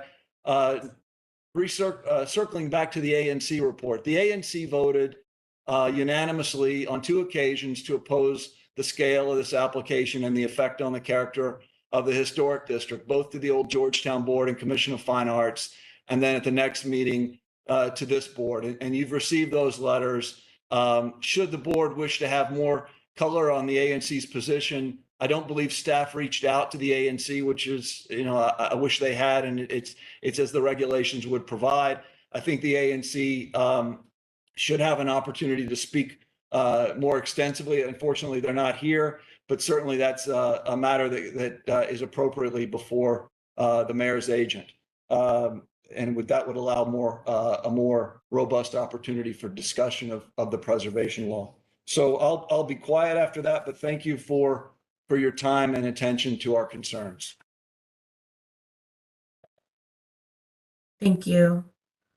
Do board members have any questions? Or Can you please review the I mean, as Gretchen said, easements aren't really our purview, but I think we're kind of curious. Can you review the ground or Steve, do you know what the easement relationship is? Is all the land that is covered by the easement that your client holds still available for the purposes that are designated in the easement? Yes, to your question, the vehicle easement would remain. Note that that's a one-way easement. It's an 8-foot wide, so there is a matter of driving forward and then pulling backwards down essentially 100 feet long. In the current condition, it goes from wide, which is the parking area at Volta. As one goes down the easement, there is a wall that blocks, that protects, I guess it's about 6 or so feet of brick wall bounding the swimming pool. And then it ends at Miss Arnold's garage. So technically, yes, but practically it'll be a very different condition because what will happen is there will be 5 times or at least 4 times the number of traffic having to navigate her easement. She'll have to share to navigate her easement. Right, but she'll still be able to use the easement as she always has to access her garage. That is correct, yes. So that's not really at issue here. What's at issue is her concern, legitimate as it may be, of other vehicles that aren't related to her garage, possibly damaging her garage. Is that correct? That's one concern, correct. And what's another concern besides that? 6 feet of dirt behind the dry stone wall to put in an Olympic-sized pool. So it's constantly, the stone wall is constantly falling away. Can you hear that, Member Horsey? Yes, I can, but I'm sorry, I'm not familiar with where the stone wall is now or whether it's going to remain. The stone wall, it runs along the western edge of this is difficult without having a pointer, I'm sorry, just north of her garage along that western line. And it's been caving for a period of time and I'm told was recently repaired. And so the point is that there is and certainly Mr. Obermeyer can correct me, I'm just trying to repeat a conversation we had months ago, that the pool that is going to be replaced, this won't be a flat condition, the parking lot. It will be a graded condition so these cars will actually be backing up into the easement. And that's an additional concern in terms of navigating the narrow quarters and doing damage to both that wall, which could preclude her accessing, the rest of the easement area, as well as do damage to her garage. So the wall is on the property to the left on this plan that's identified as lot 226? Outerbridge, if you look at sheet A002. Isn't this the house? I This just is- wanted an answer to where the wall is. Is it on? I'm answering that. Oh, for okay, you. sorry, okay. Yeah, that's okay. No. I believe the wall is the brick garden wall on that sheet, and it lands right in the middle of what is shown as of the garage at the bottom of the site. So it's between it lines the edge of the 8-foot right-of-way easement all the way to the garage. Because there's a grade change. The pool is higher than the right-of-way. Got it. But it's not related to anything on the development properties. It's some other property that's unrelated to this project. I think it'll be demolished as a part of the project. The applicants could probably tell us more about that. Yeah, can you tell us about the wall, please? Somebody? Sure, I can weigh in as the applicant, and if Dale wants to chime in as well. We really appreciate your time hearing the case this morning. There is currently 2 walls that I think are being referenced. One is the brick wall that Ms. Failer referenced, and that is being removed. So currently the 8-foot easement is surrounded on both sides by a tall brick wall and then a masonry wall, which is on the property line of the neighbor at 3318 Volta. The brick wall that Can you reference the photograph, please, as you're explaining? Sure, the top right photograph is 3318 Volta. Yep. And that wall continues all the way down the side of the property. If you look, I don't think it's on this photo, but you can kind of see in the bottom right photo. Oh, yes. Okay. Now the top left photo is the brick wall that Ms. Failer referenced. Thank you. And so right now there's an 8-foot easement, very much surrounded by 2 walls, making it very difficult for the neighbor to access their garage, which you can see at the back of that top left photo. Our subdivision proposes removing this brick wall on the left and widening the access to 10 feet to provide both access for the new parking, which has been discussed, and also for the neighbor to access their garage. So overall, the situation will be vastly improved. Thank you. I appreciate it. So, Mr. Hughes, I don't see what the problem is. I'm sorry. The wall, you're worried about the wall on the right, which isn't part of the project, collapsing and infringing on the access to the garage? No, sir. The concern is there are a number of concerns. You're focused on your question to me, I believe, was about the easement and it's still continuing to operate. And my answer was yes. And that's technically yes. There's no dispute that the easement will remain. It's the practical effects of the applicant's plan, which have no cross easements, have no controls. Even Mr. Obermeyer, when asked about the trash removal, I think was hesitantly agreeing. But there's no commitment by the applicant that the trash will not be hauled away, and so additional vehicles going here. What you can see on the picture from the picture on the left is a condition that is taken just beyond where that large parking pad is located currently. And so I don't know the dimension, but it's a fairly short dimension, but it's a straight shot. And there is no opening between there and Mrs. Arnold's garage entrance. So what is being proposed is to bring the development forward to Volta Place with 3-story development. Understood. That's not what we're arguing here. But when it opens at a point which is roughly where this 6-foot wall on the left of that picture is showing, there's a hive of activity proposed there. At least 4 parking spaces, trash hauling. There's just too much proposed for that area, and that's the concern for her continued access and enjoyment. But in addition to that, and that's certainly, as we set forth in our filing, that's not the only concern in terms of being out of character. This is, no one's expecting this condition that's coming down Volta Place, and they're dumping all of this traffic on. Now, in the current condition, there's, whether it's sightly or unsightly, there's a parking pad, which Mr. Obermeyer has referenced, has at least 4, and I was told sometimes 6 cars historically. And so at least someone who's walking past can see a car moving in and out. But given the applicant's proposal with so many parking spaces within the lot, that is just a surprise condition to people. And that's another element of our concern. So saying it's the same number of parking spaces now as what's being proposed, they're just shifting. No, there's not the same number. There are 2 spaces currently with the same sort of turning parking area that Mr. Obermeyer was describing to you before. They're now proposing 4 spaces, 2 for the 1524 33rd Street property, and 1 for each of the new townhouses. So they're doubling the parking. It is the same number of vehicles, Chairwoman Heath. If Chair Heath, if you wouldn't mind, if I just jump in here quickly, if we could go back to the proposed site plan for a sec. Thank you very much. So just a few points, and Dale talked about this. This has been reviewed extensively by the Old Georgetown Board, and as a former staff member of the Commission of Fine Arts, I can assure you all of these issues were discussed in detail. As Board Member Horsey noted, we are improving the condition. We're talking, it's going to go from 8 feet to 10 feet.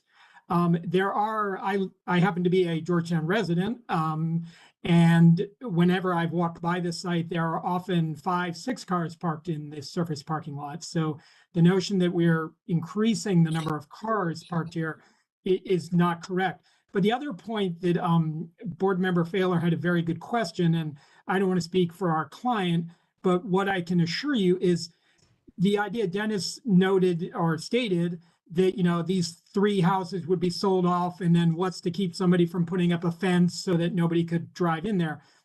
These are all controlled by one entity, our client, and before these properties are sold, there's going to be in the legal documents easements that require the access into these parking spaces. So nobody's going to be putting up a fence around their parking area that would then allow that last parking spot to not get into. So you're going to have actually a vastly improved condition in my estimation, and I believe that was the take of the Old Georgetown Board, for the access to the existing garage at the end of the alley, because you're going to have this large open space.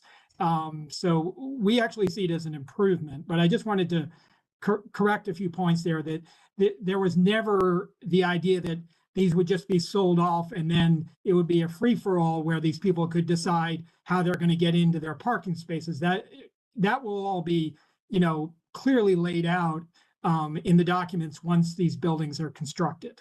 And in terms of Mr. Dene did a better job than I could have explaining why he feels this is compatible, but really at the end of the day, the Old Georgetown Board felt reestablishing the streetscape on Volta Place was the focus. Getting the parking away from the street was what they wanted to see.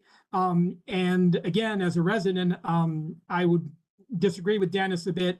There are tons of easements. I have an easement for my neighbor to be able to bring their garbage cans through the back of my yard to get out to the street. The people behind me, there are 4 garages behind my house, and there's only one actual access place, and all the other houses have easements to drive through that. So it's actually very common in Georgetown. So just wanted to make a few points. Chair Heath, can you hear me? May I respond? Just to clarify, the clarification, I think if one were to go back and look at the record from the old Georgetown board, it's not quite as clear cut that there was the cheerleading and rah-rah from the old Georgetown board. It took three reviews. The first review ended with the chair, Brangman, and Mr. Lupke directing the applicant to study a single family house because the scale of everything was way too much for what they were proposing. They reluctantly stuck within their technical jurisdiction and conceded the point after two iterations from the applicant, changing some minor points, but they weren't. I just don't think that Mr. Mellon is accurately characterizing the tenor of those reviews. And in terms of improving the condition, if the applicant is truly not going to just let this property, no, let me say it a different way. What's to prevent the applicant from providing an easement, these easements for the board's review prior to the board taking action on this subdivision? Because my client has no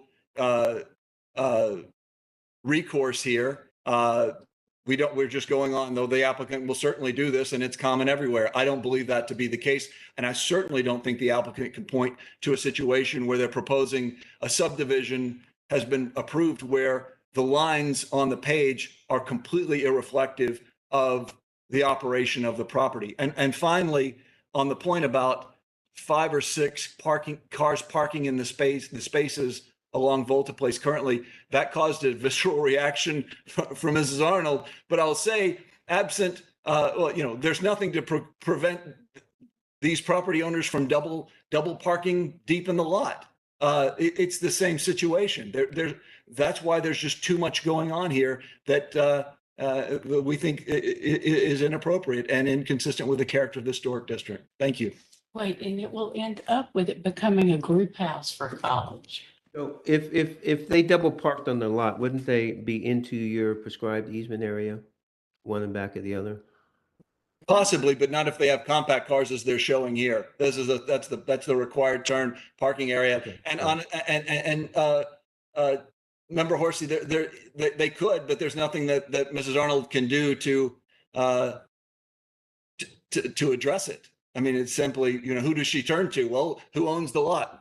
Perhaps it's the lot number 3. They technically would own most of the parking lot, and they could say, well, it's not my car. Take your complaint to the person who lives next door. It's their cars that are blocking. That just demonstrates the mess that's proposed here.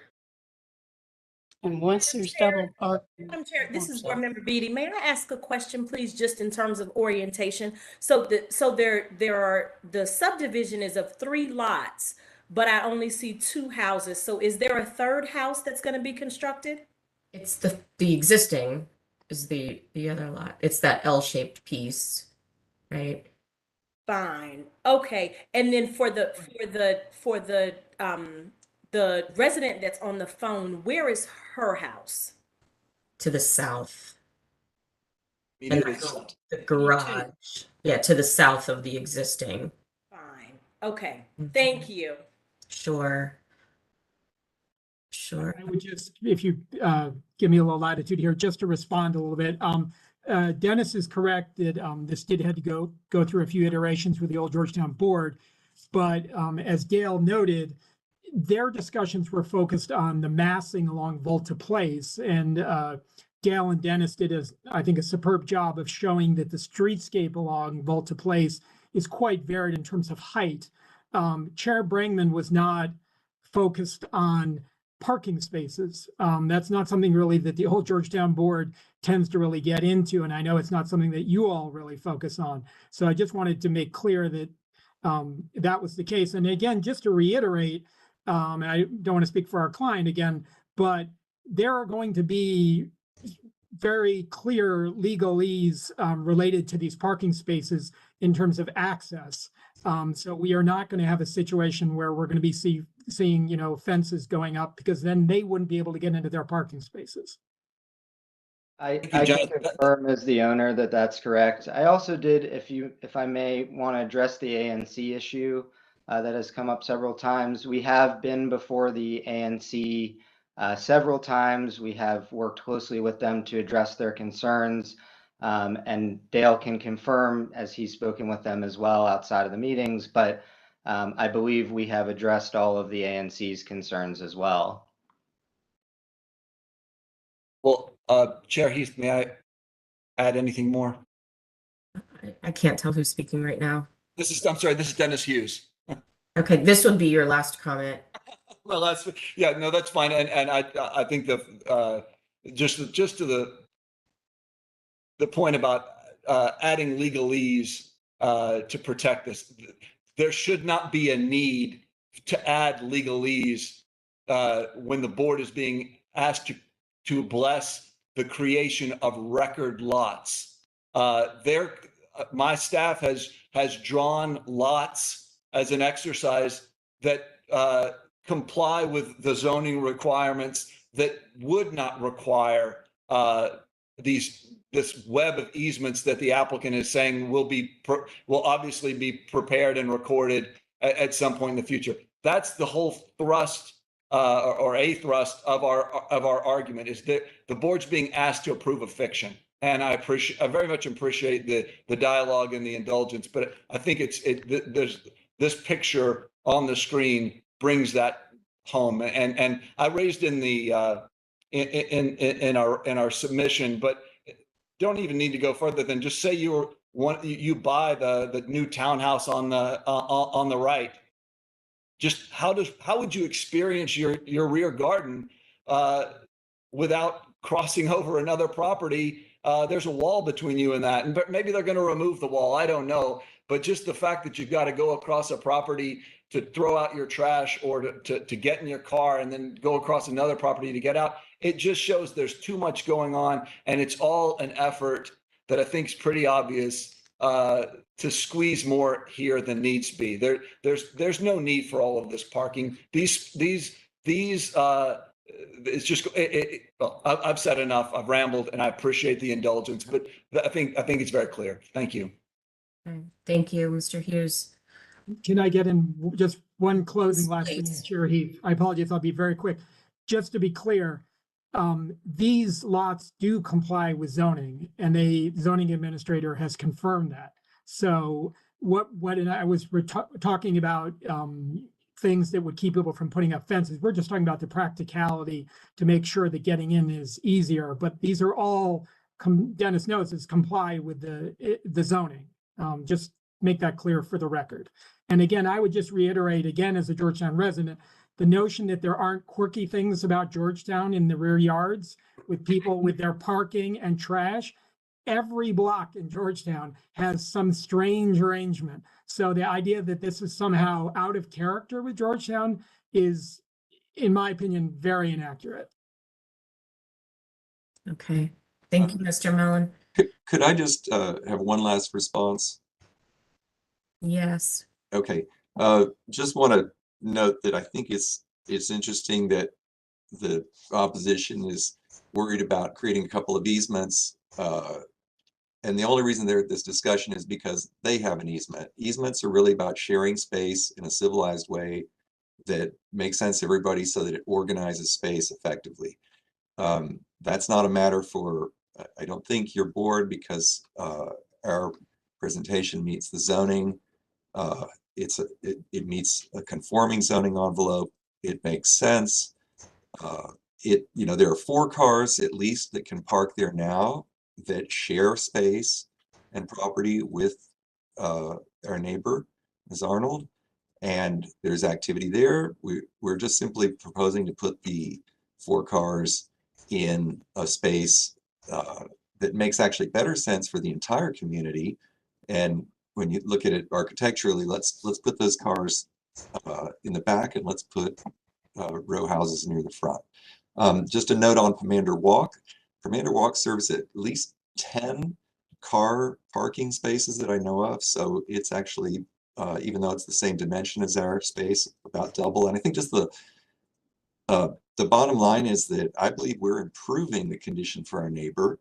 I get that there's a little bit more activity there, but you know, our cars don't want to run into her garage or anybody else's. I think people can be really careful. I've lived in Georgetown for 36 years. 25 of those years, I did not have a parking place. When you get a parking place, you cherish it and you are careful about it. And there are plenty of tight spots, but that's better than no spots by a long shot. And I would say that nobody's more interested in a good working parking relationship than the new owners will be of those properties. And so I completely understand our neighbor's investment in her property. I promise you the people that live here are going to be just as invested as taking care of and having a good workable solution as anybody else. Okay. Heath? Yes. I'd like to move on, please. Thank everybody Yes. for their comments so far, but I'd like to go back to the ANC letter and just say that, you know, we all respect highly the Old Georgetown Board and their deliberations and their approvals. But they're unlike they are not required to listen to the ANC or to address comments. And so what I'd like the applicant, either Mr. Mellon or Mr. Overmeyer. So what puzzles me a little bit about the ANC letter is that it's dated, it's addressed to Chair Heath, which is interesting. But we haven't seen it until now, and it's dated July 10th. And I believe that was the time of the first review. And I guess Mr. Murphy, the chair of the ANC, knew it would end up at the HPRB because of the subdivision. So he wrote the letter then. What I'd like to hear is the ANC has two concerns, one of which the easement, which I think we've heard plenty about and enough about. And the other is the proposed scale. So I'd like to understand what has been done since the first review in the 3 reviews at the Old Georgetown Board.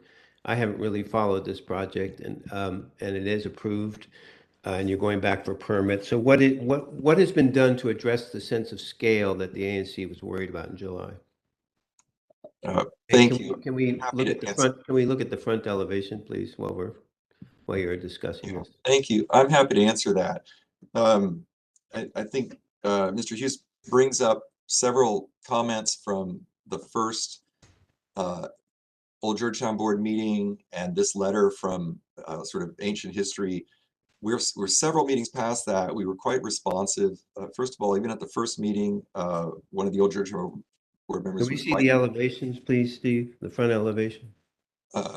you know, one board member suggested we study one house. Another board member was quite comfortable with 2 row dwellings there.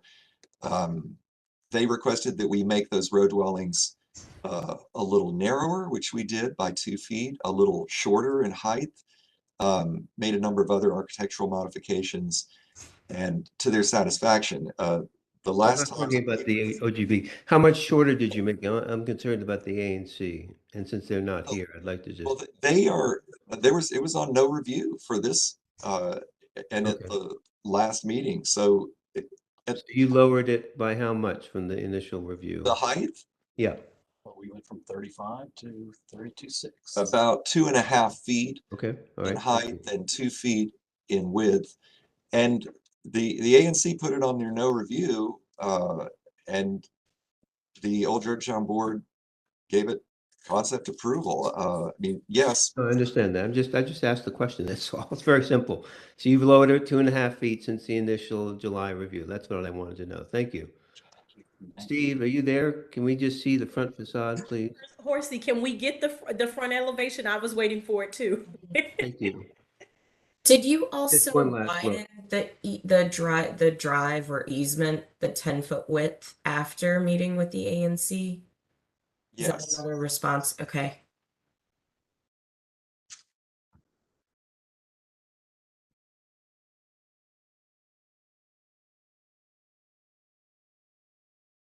Okay.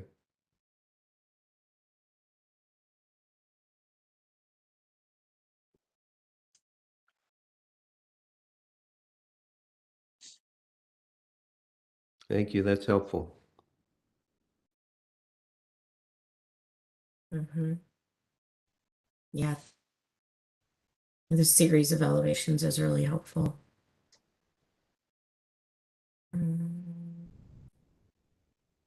Did you have any follow-up questions, Outerbridge? No, thank you. I've answered my question. Thank you.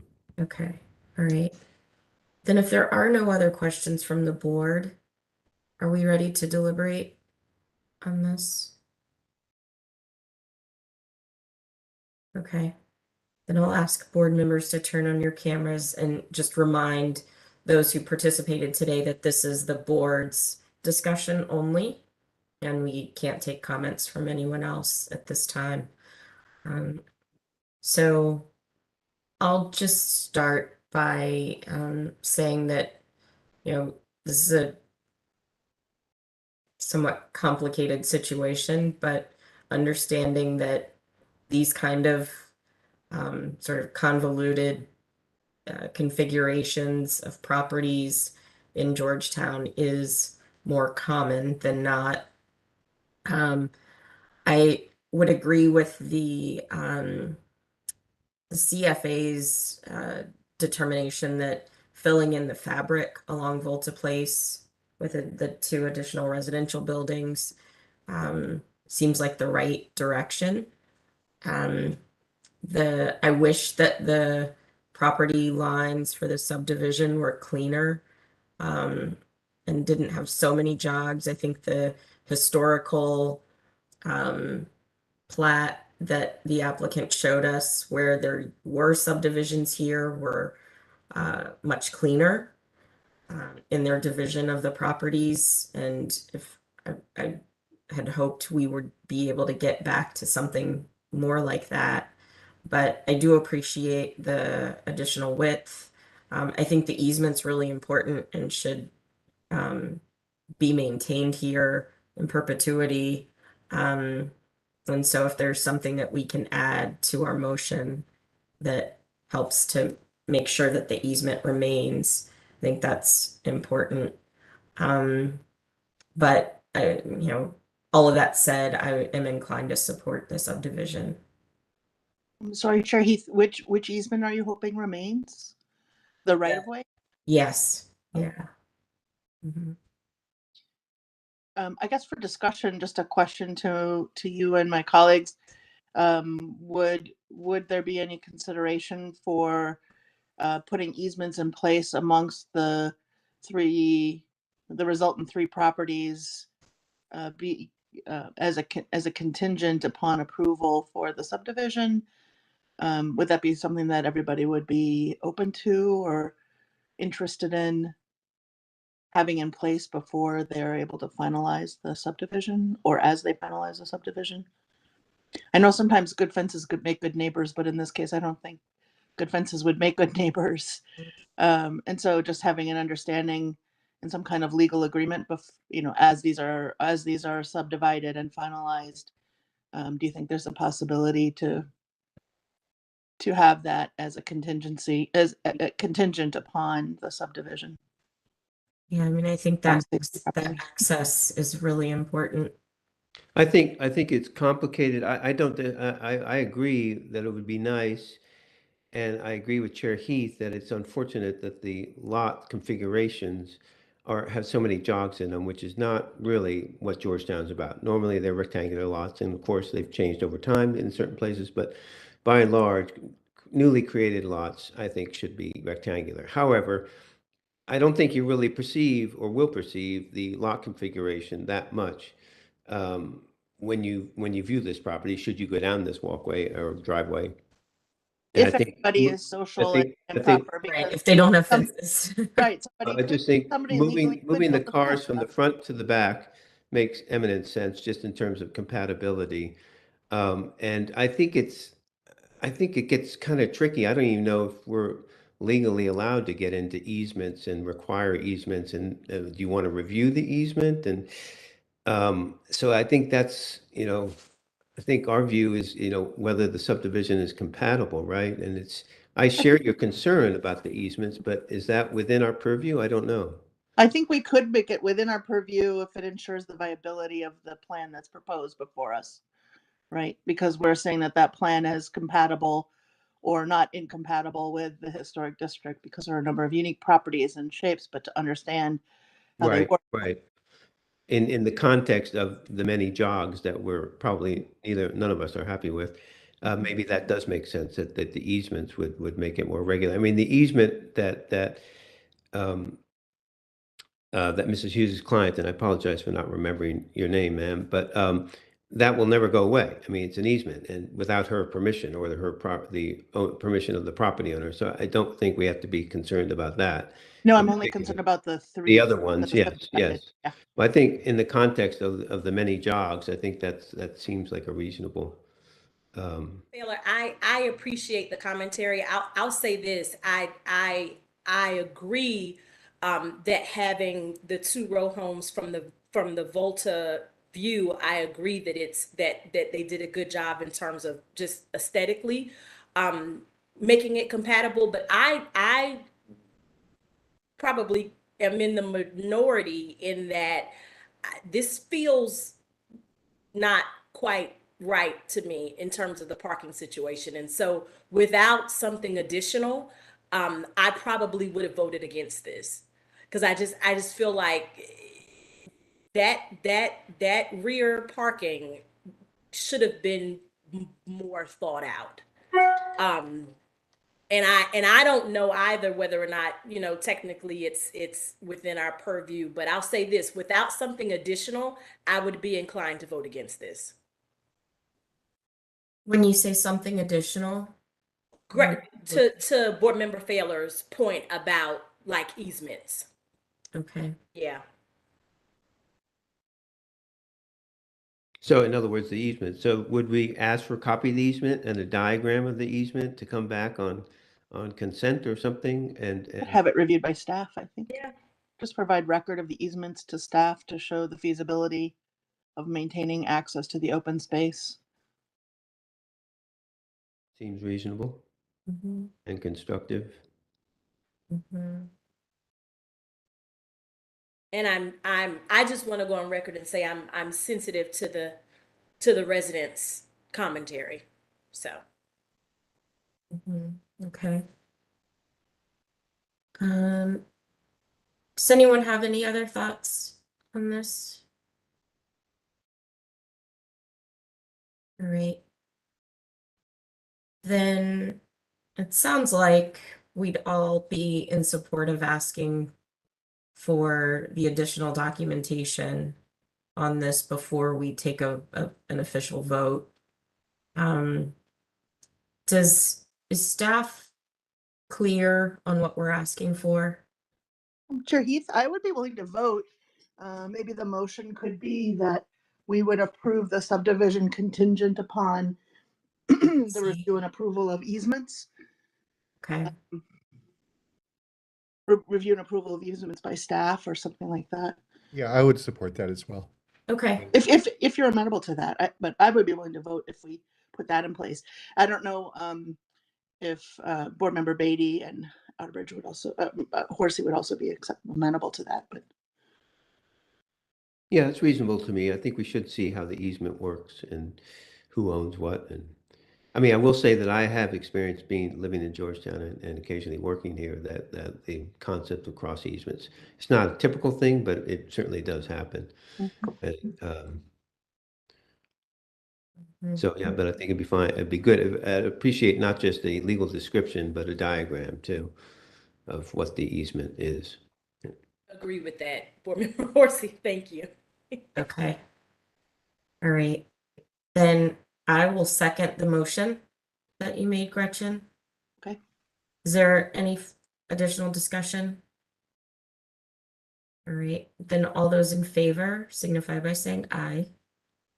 Aye. Aye. Anyone oppose? Okay.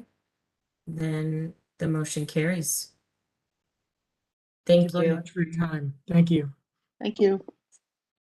All right, and we're ready to move to Anacostia Historic District with 2352 High Street Southeast. I do believe we have received some additional letters on this application that came in pretty late, but they're all in the box file now. For reference. Yes. Do you want to make your presentation first? What I'll do is I'll just go ahead and give the context and then allow the applicant to go ahead and give the synopsis of their presentation.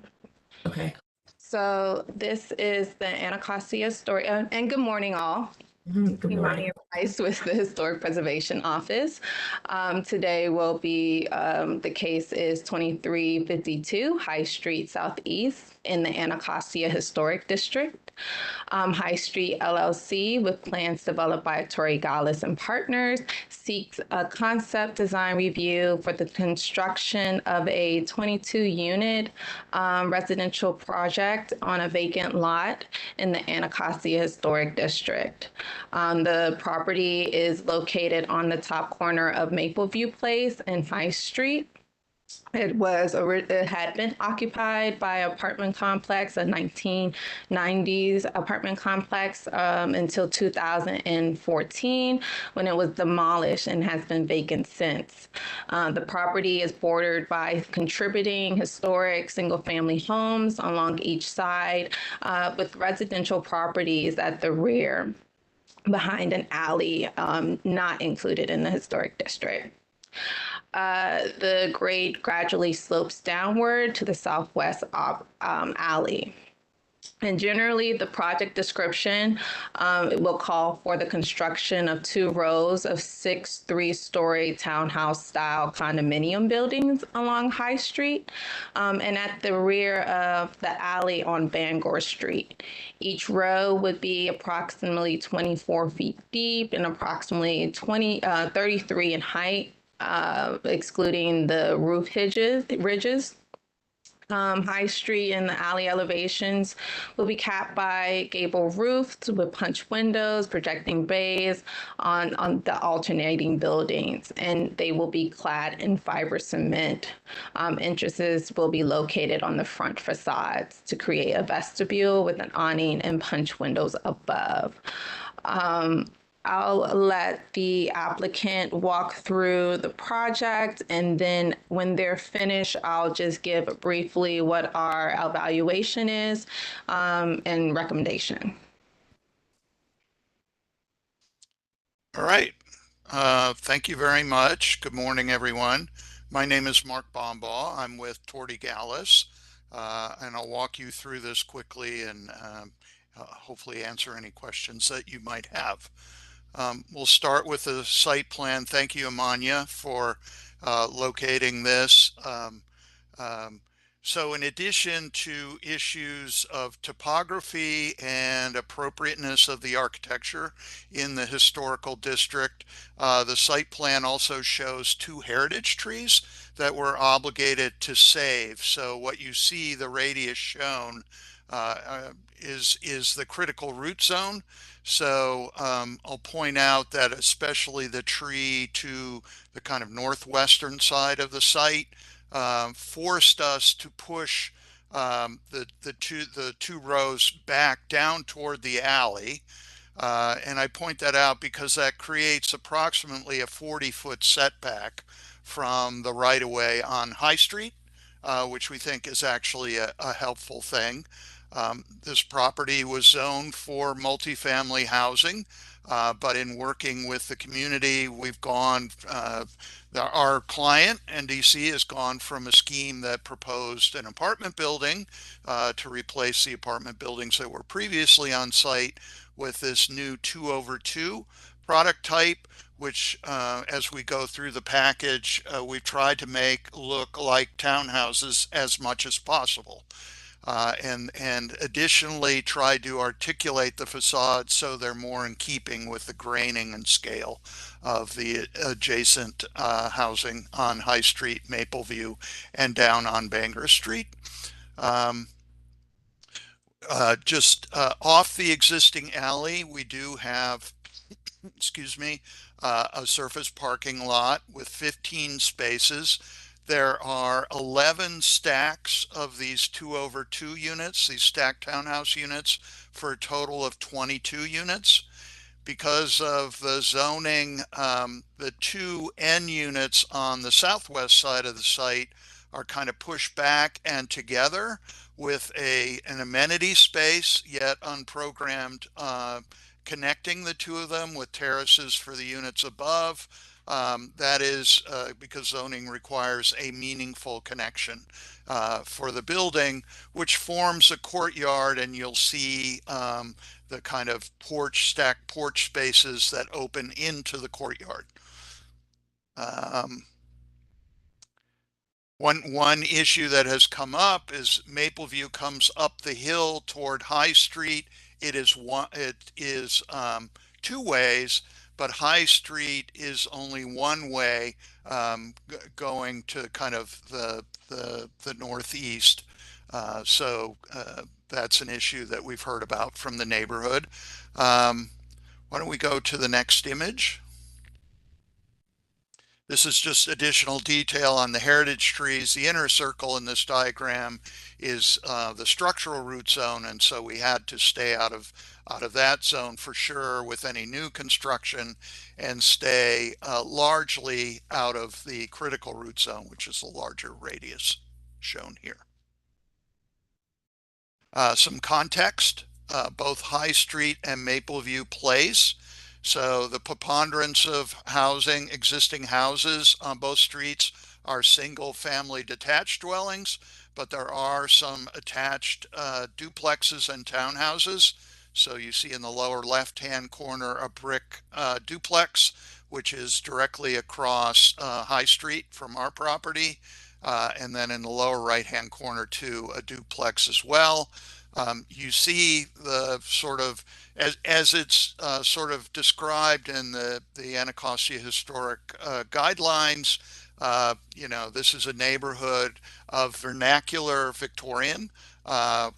So we've sort of taken our cues from that and the historical context. I'll also point out, you know, this is 1.5, 2-story, in some cases 2.5-story dwellings on both streets. So we had that very much in mind as we developed the housing type, the section through the site, and ultimately the elevations for the housing. Next slide. So here is a 3D view of our proposed project looking up Mapleview.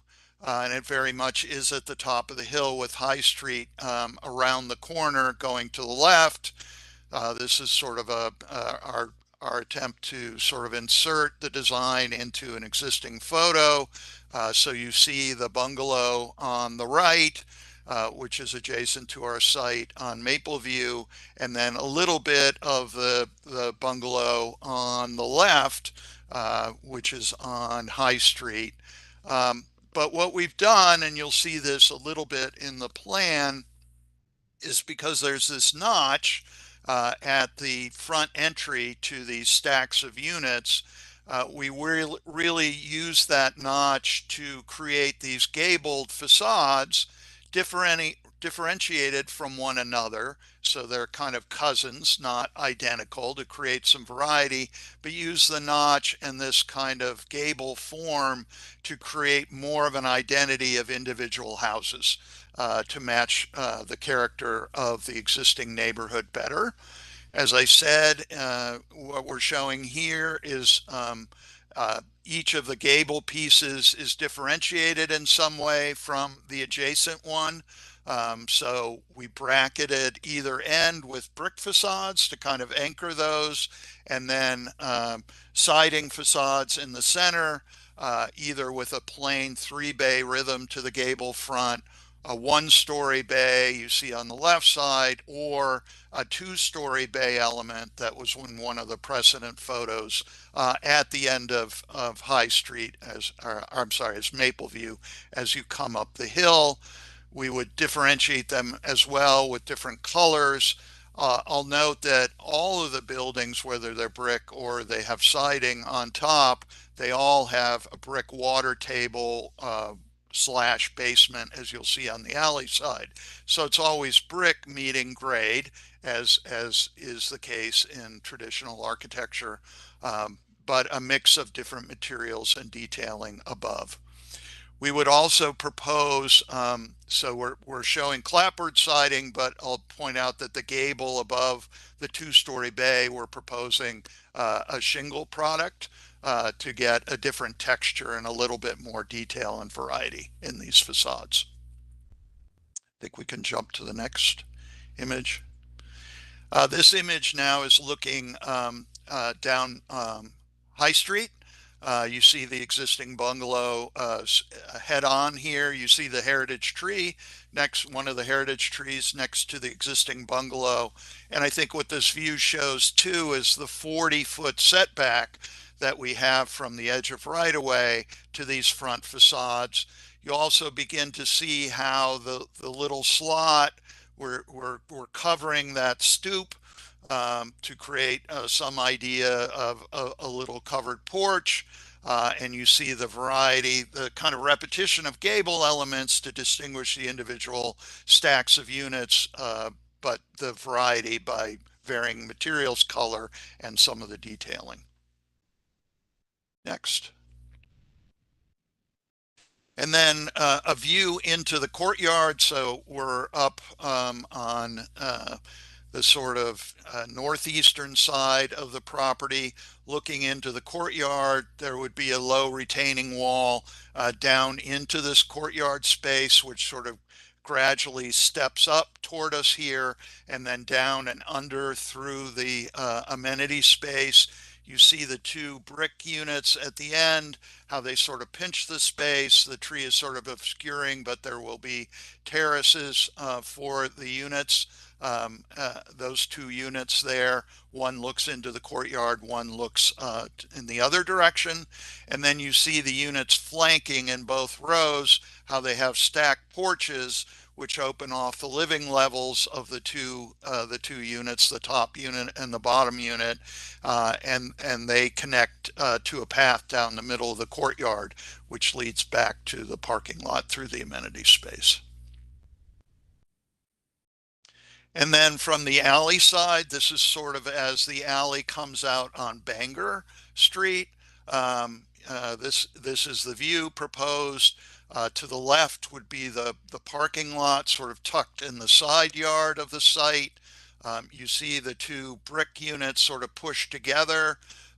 We've sort of added gathered windows about the outdoor terrace and the amenity space, which you see between those two units to add some detail and character to those facades. I know one of the comments that staff had was maybe these units should not be brick because clapboard siding and other frame materials are more characteristic of the neighborhood. I think we're open to that suggestion. Would like to hear your comments on it. But again, we propose brick as a way of bracketing the facade. I think there were concerns too. This is the one part of the site where the scale of the buildings is fully apparent. So maybe having the basement level be brick and siding above, and even extending the kind of trim that you see on the side of the low gable across to create a kind of cornice to break up the 4-story thing might be something that we could look at. And then you see the same kind of ideas in front with the different colored siding, a 2-story bay unit appearing as well as a 1-story bay. But these units all open off the existing alley. Next image. And a head-on view of that alley view. So these are, you know, they appear, and I should have pointed this out on the High Street side, we very much wanted those units to look like 2-story units and sort of hide the top story in the roof. And these units are a little bit taller. There are bedrooms at the basement level that will have areaways to provide windows out to the alley side. So these are, you know, would appear to be 2.5 stories, but again, being mindful of the scale of the existing housing in the neighborhood. Next image. The elevation, this is the High Street side. Again, that idea of the appearance of two-story buildings. Next. And then looking back up the hill from the alley, so you see the 5 stacks of units here. The reminder that the second heritage tree we have to deal with, that we have to preserve, is on the right side of the elevation here. That's why there's that gap. Next image. And then a typical courtyard and kind of section. You see the amenity space with terraces, one facing to the left, one facing to the right, with the 2 units that semi-attach. And then you see the rear of the elevations. Again, the idea of a brick basement level in all cases. So masonry is always meeting grade, with mostly siding above, but brick at the end, kind of bracketing the composition. And then the other elevation and section through the amenity space to show how that kind of works. And then the elevation off the parking lot on the southwestern side of the site. Again, the gathered windows sort of flanking the central terrace over amenity space, with brick. Next. And then the other side elevation adjacent to existing properties. Combination of brick and siding. Next. And then relative heights, this was our best guess at the existing housing. But, basically being 1 or 2.5 stories, somewhere in the neighborhood, if you measure to the ridge, of roughly 25 feet versus our ridge. And again, it varies because grade changes, as you know, being, 37 feet or so. So a little taller than the flanking houses. And then you see a section through the bungalow on the other side of the site and its relationship to the height of our housing. I think that's okay. And then the blown up elevation showing some of the detailing. So, very simple, but, kind of elegant detailing of this kind of Victorian vernacular. So gable returns, trim, fascia, subfascia, nice corner boards, nice trim around the window openings. And then in the brick as well, some detailing with the brick, creating a header, and actually framing the windows with a stack bond course running along each side of the window. You see the articulation of the little porch, the covered stoop out in front. Next image. I think there's one more. And then the 2-story bay, in this case with the gable projecting out to cover the bay, bracketed on either side. And then the change in material from the clapboard siding to the shingle product up in the gable in that type. And then another image of a brick facade, in this case off the alley, which is, the basement is popping up out of grade more. The section. So on the left is High Street. On the right is the existing alley. And so it's one full story of grade change between the two. And you begin to see the upper unit is sort of in the beige color, the lower unit is in the gray color, how we're working with the existing section. So what changes here between the uphill building and the downhill building is basically where the bedrooms go on the lowest level of the bottom unit. So they go on the courtyard side, the rear of the High Street side. That's part of what helps bring down the height of those facades on High Street, and then how they face out to the alley on the low side. You get the 2 bedrooms. Next. And then quickly how the unit plans work. So On the upper level, this is the bottom unit. So up on top is the first floor, the entry level. So you see stairs up to the covered stoop. You see a door to the right to the downstairs, the lower unit, a door straight ahead to the upstairs unit and its stair. You come into the unit, the master bedroom suite is at the front of the unit, leading back to a living dining room kitchen that opens up to the courtyard and the outdoor living space provided at the rear. You see the stair stacking with the entry stair to the upstairs unit, which goes down to the basement, where there are 2 additional bedrooms and bathroom with windows out to the courtyard. Next. And then the upstairs unit, you see the stair in the lower plan, the second floor plan, stair coming up to the living dining room kitchen space, that porch off of living dining, with the master suite again toward the front of the unit. You see the roof covering the covered stoop in the upper left-hand corner of the plan, and then you see the partial third floor with the roof on the front, the gable element in front shown in the plan, and the 2 bedrooms facing, in this case, to the courtyard side. Material palette, the brick, we're looking at a brick to sort of match a warm kind of tone, match the existing building across the street that I pointed out when we were looking at context. We're looking at fiber cement siding and or shingles, and then architectural grade dimensional asphalt shingles for the roof material. And then the material board with some typical elevations.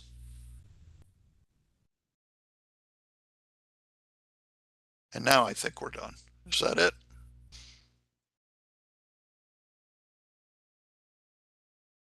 That should be it.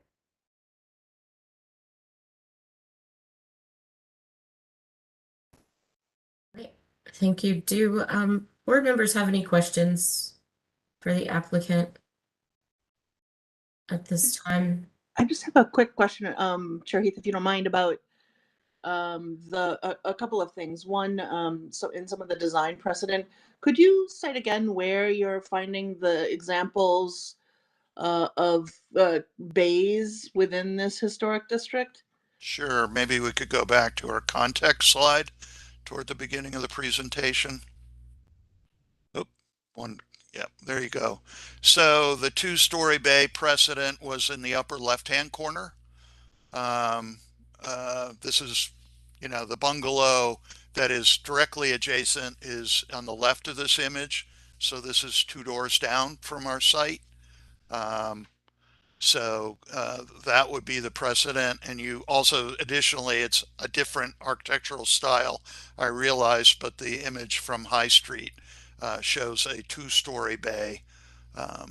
We don't have a photographic example of a 1-story bay, unfortunately, to share with you here. Yeah, that looks like a 2-story addition that somebody put on the front of the property to me, but I'm just asking, and I'm wondering if you ever explored using porches like you see on the upper right-hand corner, Mapleview Place, on the middle bottom, and on the lower left image. Porches are really, I'm sure you reviewed in copious detail the wonderful collection of information that OP has on the architecture of this historic district, which primarily focuses on the residential buildings, not so much on the commercial in the area, but certainly that is a stronger element. I'm wondering if you explored that as a potential concept for the fronts of the buildings.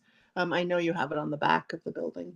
Yeah, if we could go back to the site plan, be helpful in explaining my answer.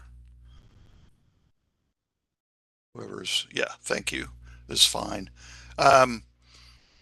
We did consider doing porches. I think the biggest problem we had adding porches to the front of the buildings was the setbacks that were required by the heritage tree. So we were very pinched from the kind of northwest of the site to the southeast of the site. And so adding a porch in front would further encroach on the critical root zone of the heritage tree. So that sort of precluded us. And then functionally, the way the units work, because of needing to get the circulation up to the upstairs unit, etc., and the notching is really the bedrooms are at the front of the house, so it would be really more the bedrooms kind of opening out to the porch.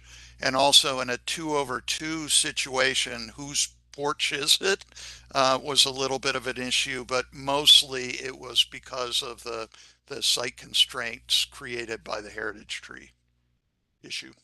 I'm not really clear about the heritage tree.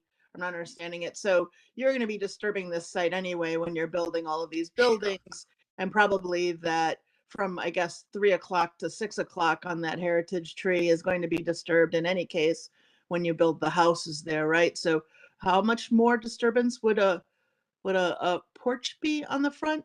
Yeah, so we've been working with an arborist on how much we can encroach, and you're right, we are encroaching on the critical, or on the critical root zone.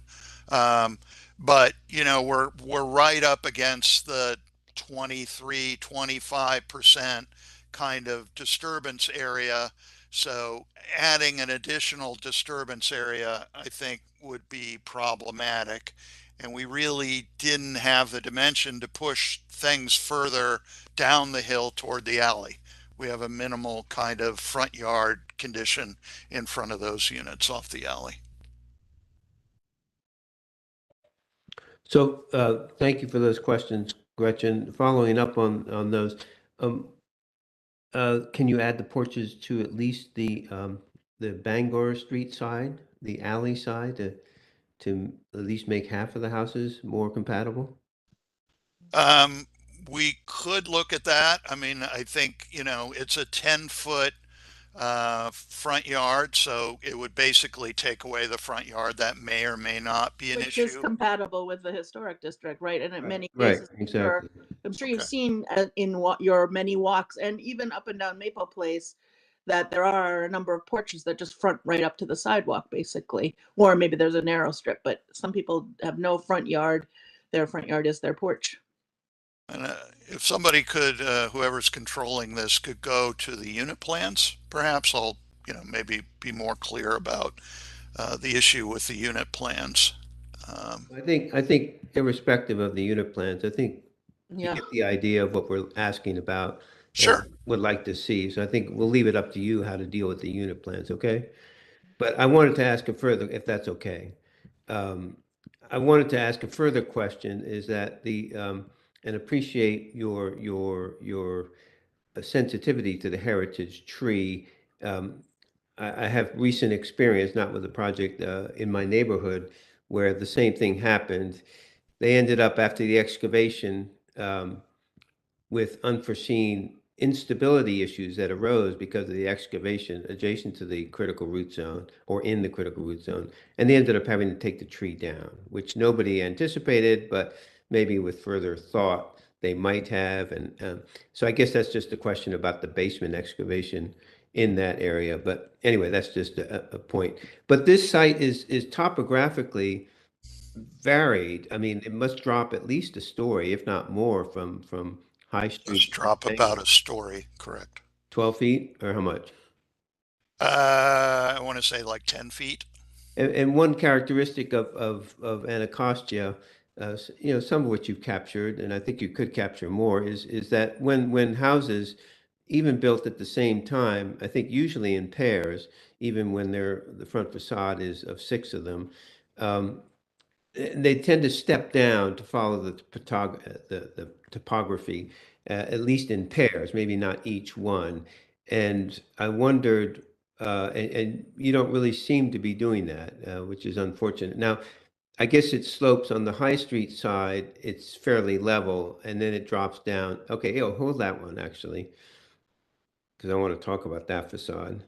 Okay, that steps down a little bit. So where is this? This is in the communal space? This is through the courtyard, yeah. Right. Okay. Well, that's helpful.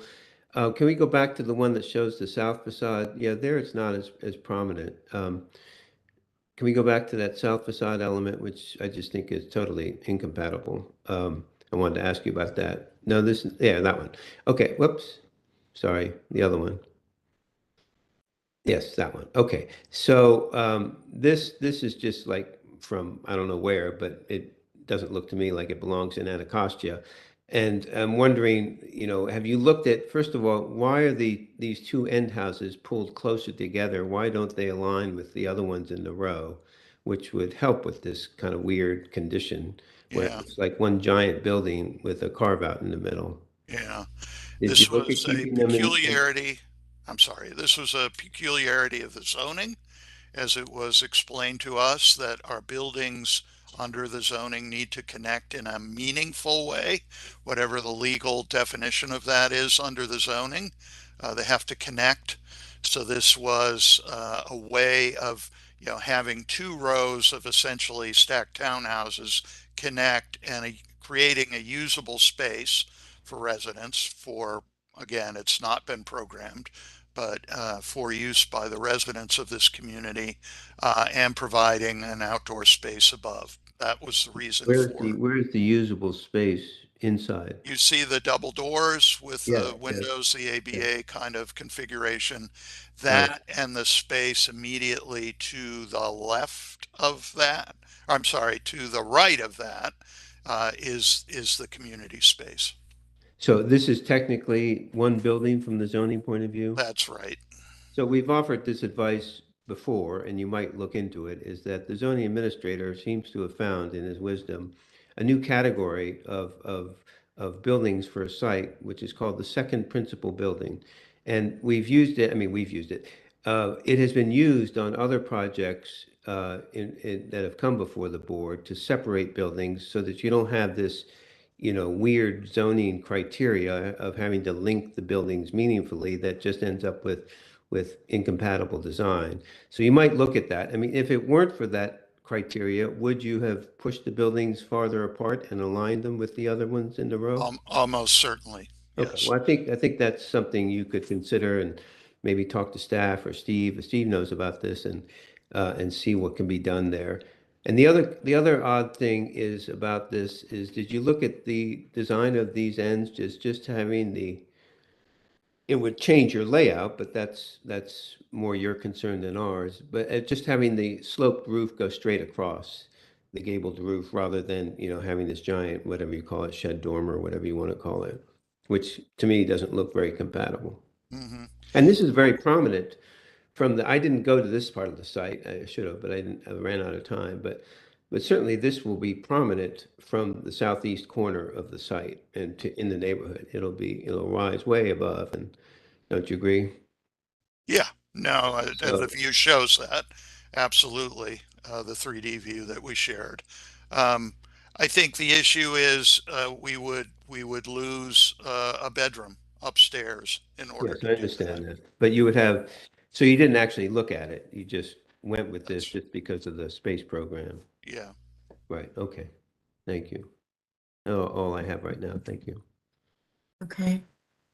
Then we do have both Greta and Camille who have registered to speak, and I'd love to hear from them.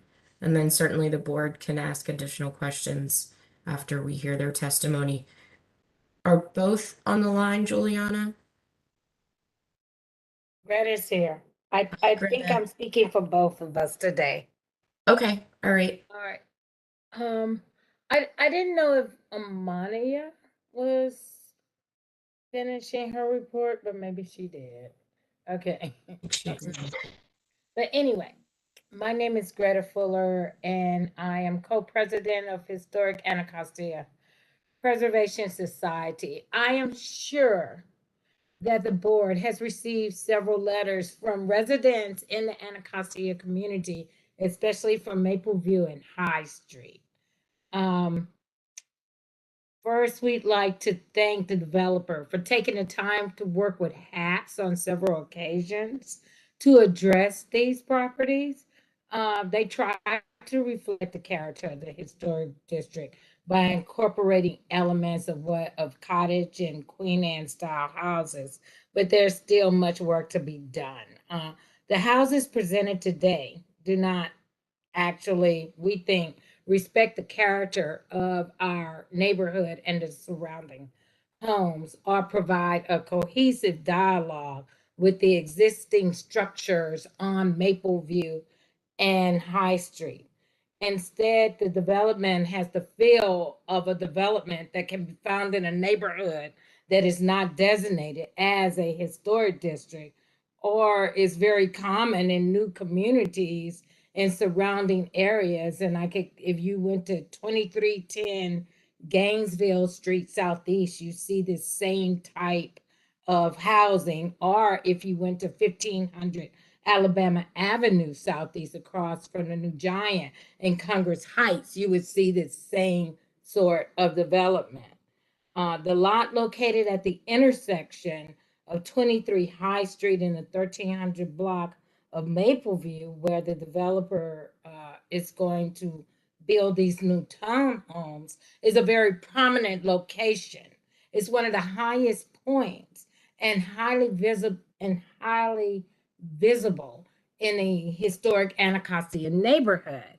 I mean, this is like one of the points that's right below the Frederick Douglass house.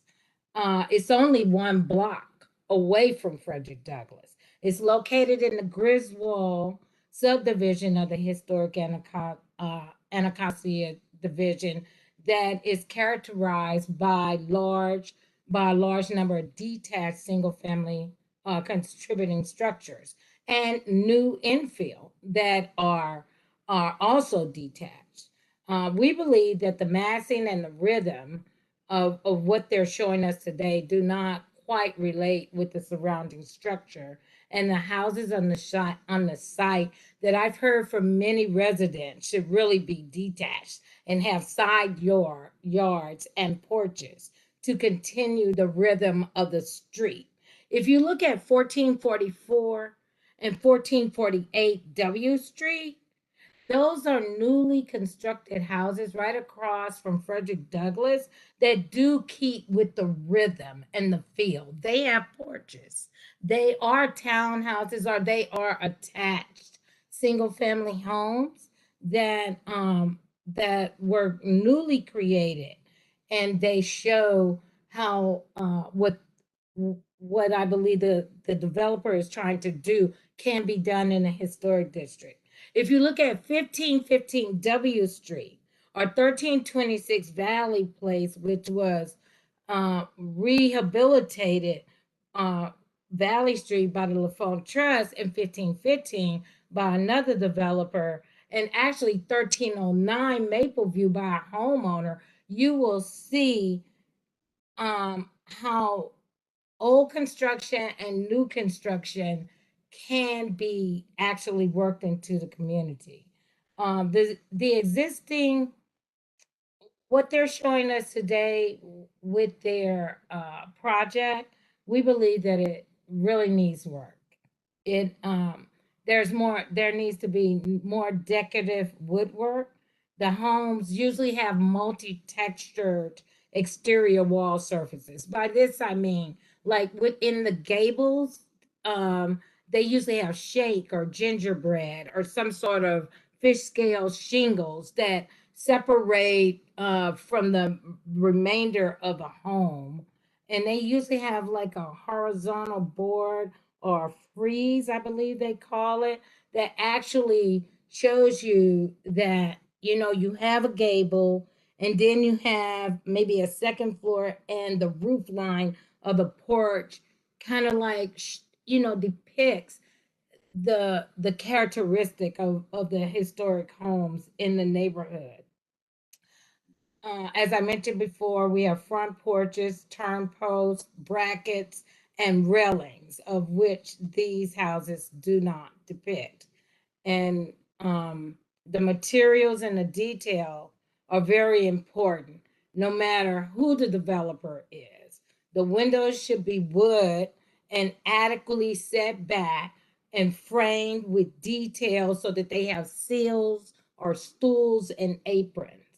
The siding should be material and size that is appropriate.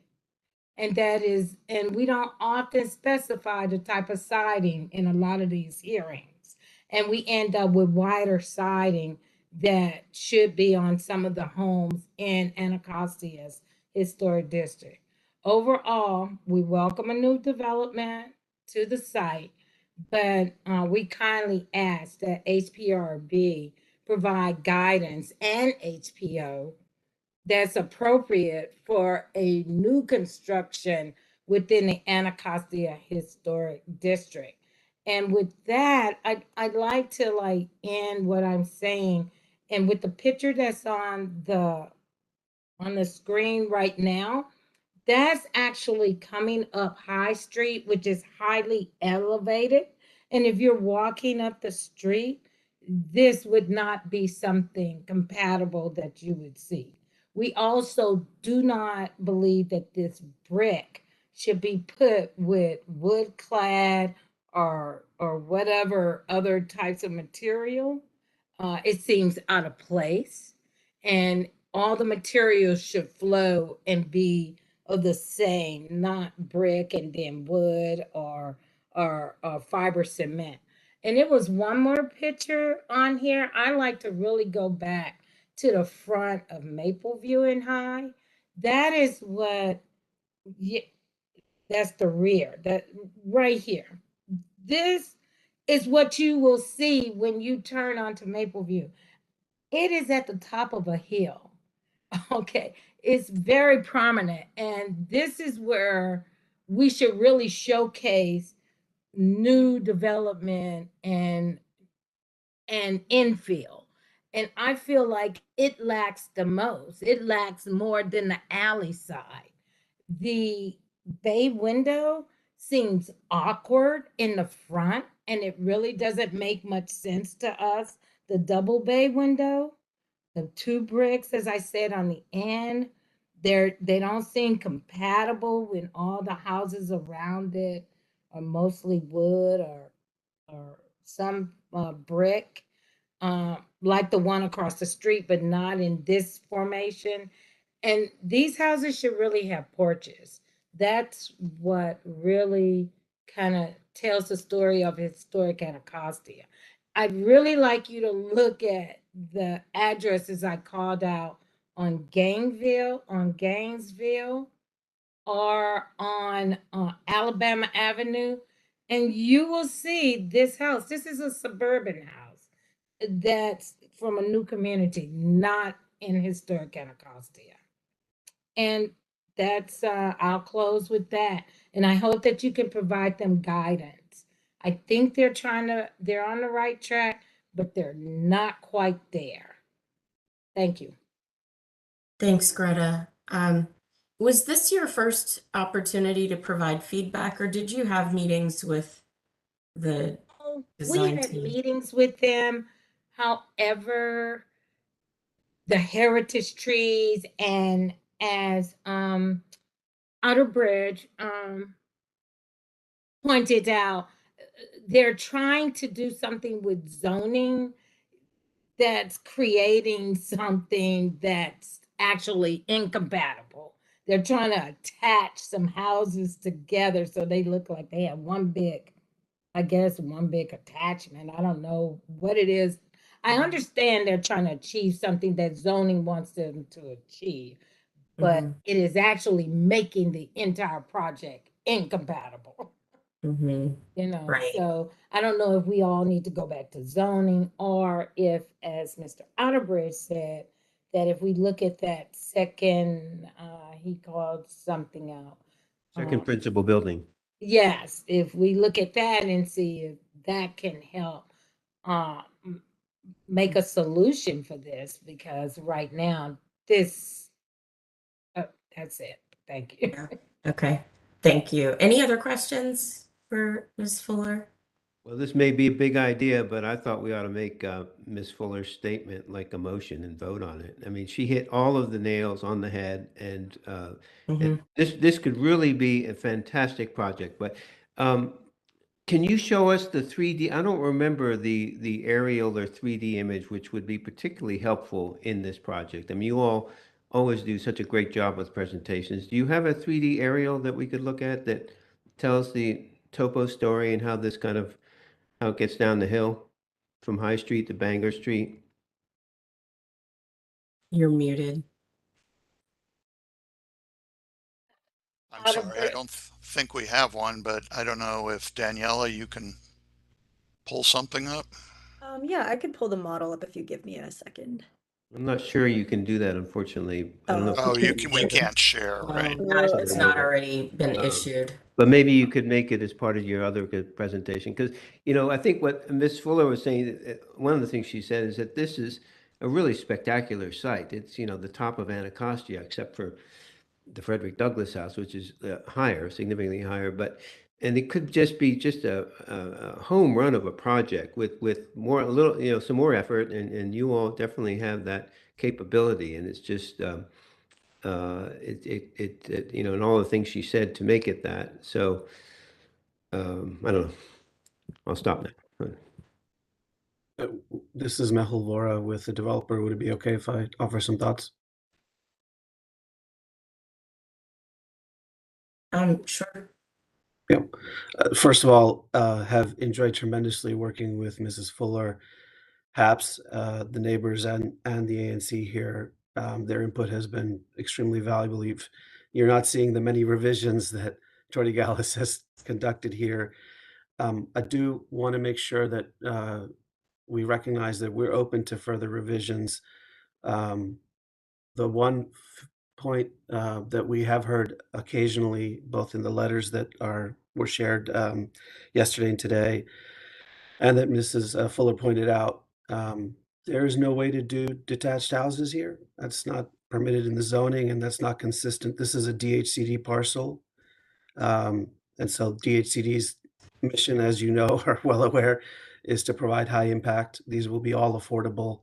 And there's really no site plan for single family homes here that would be accepted by them or zoning. So we're stuck with having a one building type of frame, but I love this idea of the second principal building. I'm not familiar with it and be happy to research it. The other numerous pieces of feedback that Mrs. Fuller provided, we've heard quite a few of them, and I believe we've made some of those changes already, and we're open to continuing those. So, you know, that process is ongoing. And, you know, we want to hear all the voices, which the ANC is really our true conduit there. And as a reminder, in 2019, when just after we were awarded this project from DHCD, we had a unanimous vote for the ANC in support of this approach with 28 units. We brought it down to 22 because of the heritage tree issue. And then when, you know, we've been in touch with the ANC and the community numerous times, and their last vote on December 6th was again in support of the project. And so, you know, that's the basis from which we're in front of you today after, you know, very lengthy collaborative process with many of those stakeholders. Okay. Any other comments? I'm sorry, questions from the board? All right, then, is the board ready to deliberate?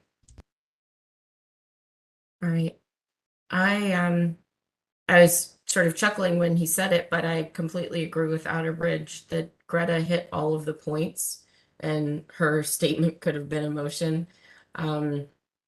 I think this concept still needs a lot more work to make it compatible with this historic district, and I would like to see the applicant work really closely with Greta and her team and the staff to develop this further and then bring it back to us. I think the porches are a significant feature that needs to be revisited and some, you know, incorporated in some way.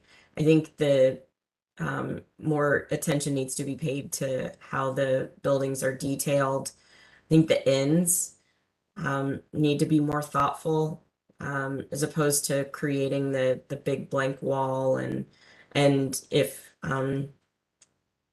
Outer Bridge's solution on eliminating or avoiding the meaningful connection can be explored and utilized to improve what's happening here. I think that would be great. But I think this still needs more work. Right, or even if the second principal building, I'm not sure if one building has to be there first and then you add a second one, but I don't know. Even if that doesn't work, I don't see why you couldn't just pull those two buildings far apart and make the community space wider or something, just so that you don't have this weird condition where you first of all, you lose the rhythm of the end building the right-hand one that we're looking at here, which is also going downhill as well as stepping way back. So that's not great. And you would just, make it less like one building and more like two buildings. So I think even if you can't get the second principal building, you could just still align the two buildings and just have a wider community area, couldn't you? Well, I guess you're not allowed to talk. But anyway, something else to think about it. I would only add, and to reinforce the comments that you've heard from the chair and my colleague, Mr. Horsey, that the redesign and the attention to detail and the study of the architecture of the historic district doesn't mean a gentle massaging or minimal tweaking of what you've shown in terms of elevation, massing, and detailing, but it's a very intensive exploration of how to be more compatible with the existing architecture. I think Ms. Fuller from HAPS did summarize it well. Certainly have the expertise of Ms. Price, who's very expert in understanding the architecture of this historic district. But what we're seeing is not compatible with the historic district as you're showing it. It has some very limited elements, but the composition and how they work together, the dimensions of windows, the lack of porches, the prominence of bays, the placement on the site is just not compatible. So do you think, in an effort to sort of give some guidance as to the site plan, do you think this kind of back-to-back row with they're slightly different sizes because of the tree, do we feel that that's okay, and it's really just a question of adjusting on all the sort of all those issues that are so important in the historic Anacostia, but the general kind of site layout and adjusting to the topography more is reasonably compatible, with the common space in the back and the back-to-back rows? I think so, Outerbridge. Yeah, I think so, I and would agree. just having an awareness of three-dimensionally too, because this is sort of the apex of, there's a couple of hills in Anacostia, right? And this is one of them, right? And we're at the apex of it, so this will be seen from quite a distance. I don't know, I've hiked up Maple View a few times. It's no easy feat hiking up Maple View Place, but but certainly it has some prominence to it, and so really it could be something that's really celebrated and beautiful. And I don't mean to discount the work that's gone into it and the dialogue that's already happened, but I think there's a good distance to go to become compatible with the historic district. I would also be interested in understanding how HVAC units, just from a concept level, where they're looking to do condensing units, all those kind of things, where that will happen on the site, trash, all those things. Just at a concept level, I know it takes a while sometimes to get there. But from a sustainability perspective, there's a really unique opportunity with a parcel of this size and the number of properties you have to explore some really incredible sustainable things that could happen and further facilitate the reduction of operational costs for this to be affordable housing. So it really is unique and could be incredibly celebrated as a location within the historic district. Right. And you have a good team of folks that could do it. Any other comments? All right, then I will refrain from making a motion, but I think the board has been clear about what we'd like to see come back to us. Did you meet with the ANC? Many, many times.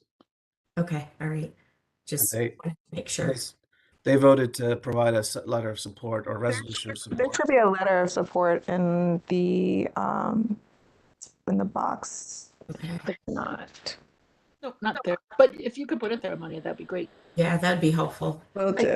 I know they sent something. Oh, cool. Okay. Thanks. Yeah, great. Very good.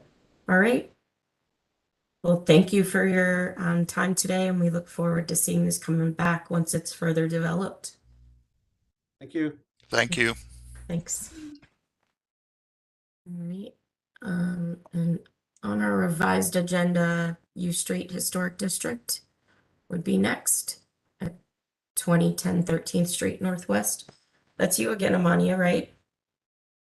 It's me. Okay, hold on.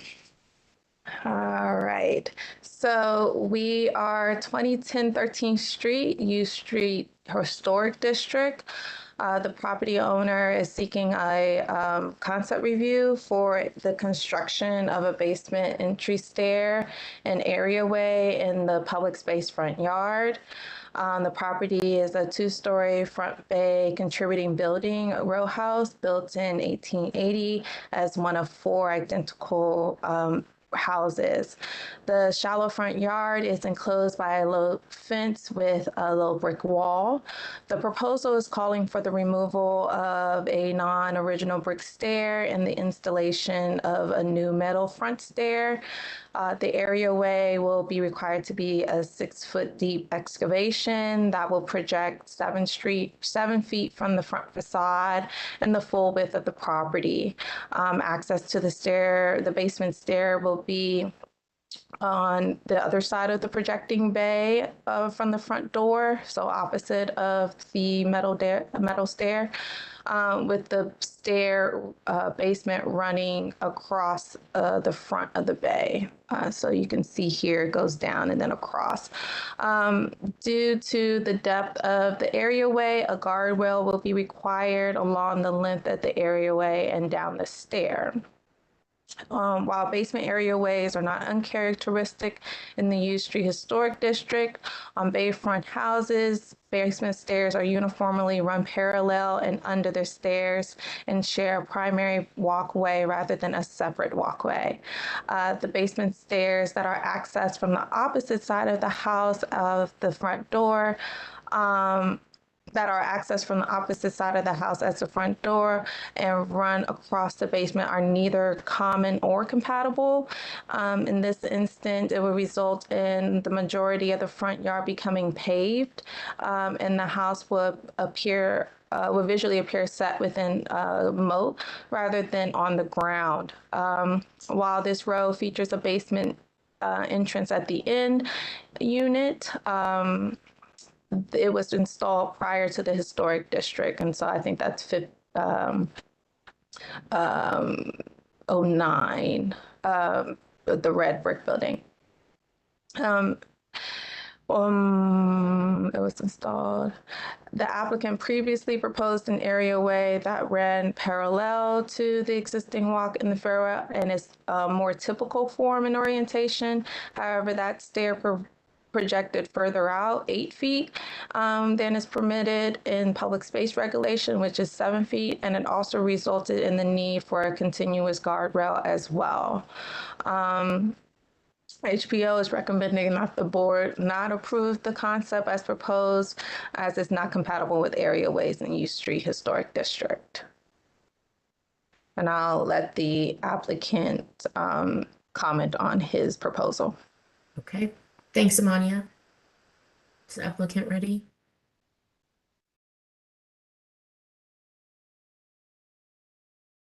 Is the applicant on and unmuted?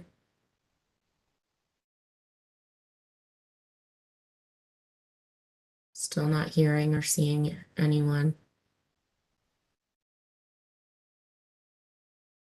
Chair Heath, this is Julianne. I'm just going to check the attendee list. Okay, thanks.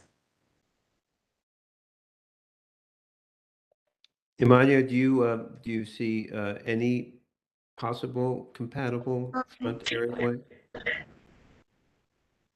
Are you asking me if I see the attendee or if I see a No, option? no, I'm asking you, you said you didn't think this design was compatible. In your view, is there, and if you want to remind me of the guidelines, I'm happy to be reminded, but is there any possible front areaway that you would think would be compatible?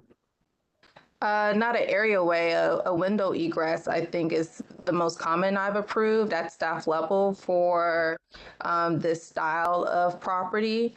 I've not necessarily seen that a full areaway works at this this level. Great, thank you. We're logged on now. We were on mute. We were unable to unmute it, but now we're logged on. This is Nagusu Solomon. The design, yes, is incompatible with the guidelines. The only the issue is that the owner is intending to use this as his own residence for the first and second levels, and for his mother-in-law in the basement. The entrance from the rear would require a long walk to get from the front of the house to the rear of the house, almost all the way around the block, and to get to the alley. It's I don't know the exact distance, but that's the reason we would like to have this front entrance, and the elevation to we've kept the basement at 8 feet ceiling to get to this areaway. And it's only currently from grade to the first floor level, only about 3 feet high. So that's why we would need a large areaway to make it a compatible entrance to from the front. Okay. And the existing stairs that's there is not original. The brick that's existing there is not original historic. So that's, that's partly also the reason we have proposed the steel stairs. Is it possible to see the existing conditions again, please? Thank you.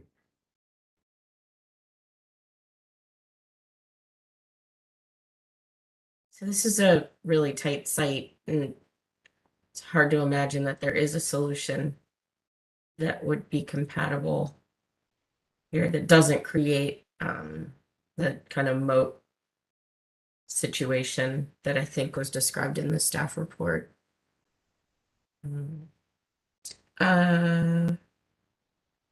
We do, I don't know if others have questions at this time. We do have the ANC commissioner registered to speak.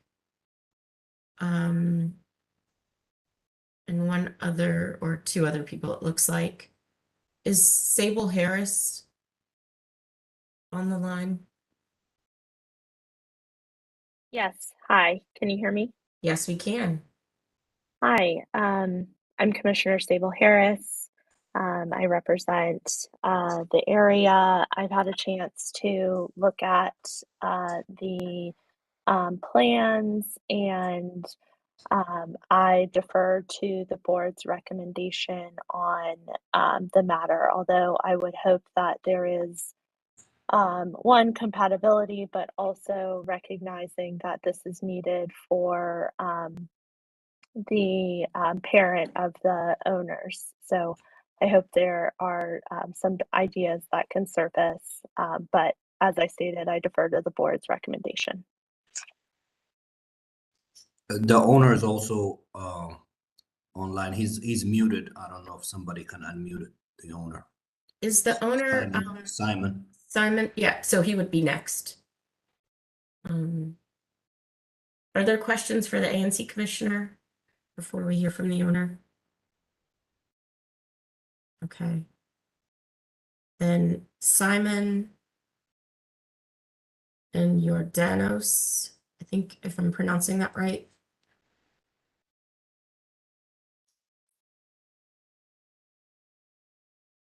Is he still muted? They're muted. If you someone can unmute them. Juliana, can you unmute them? Yes, they are unmuted. Perfect, thank you.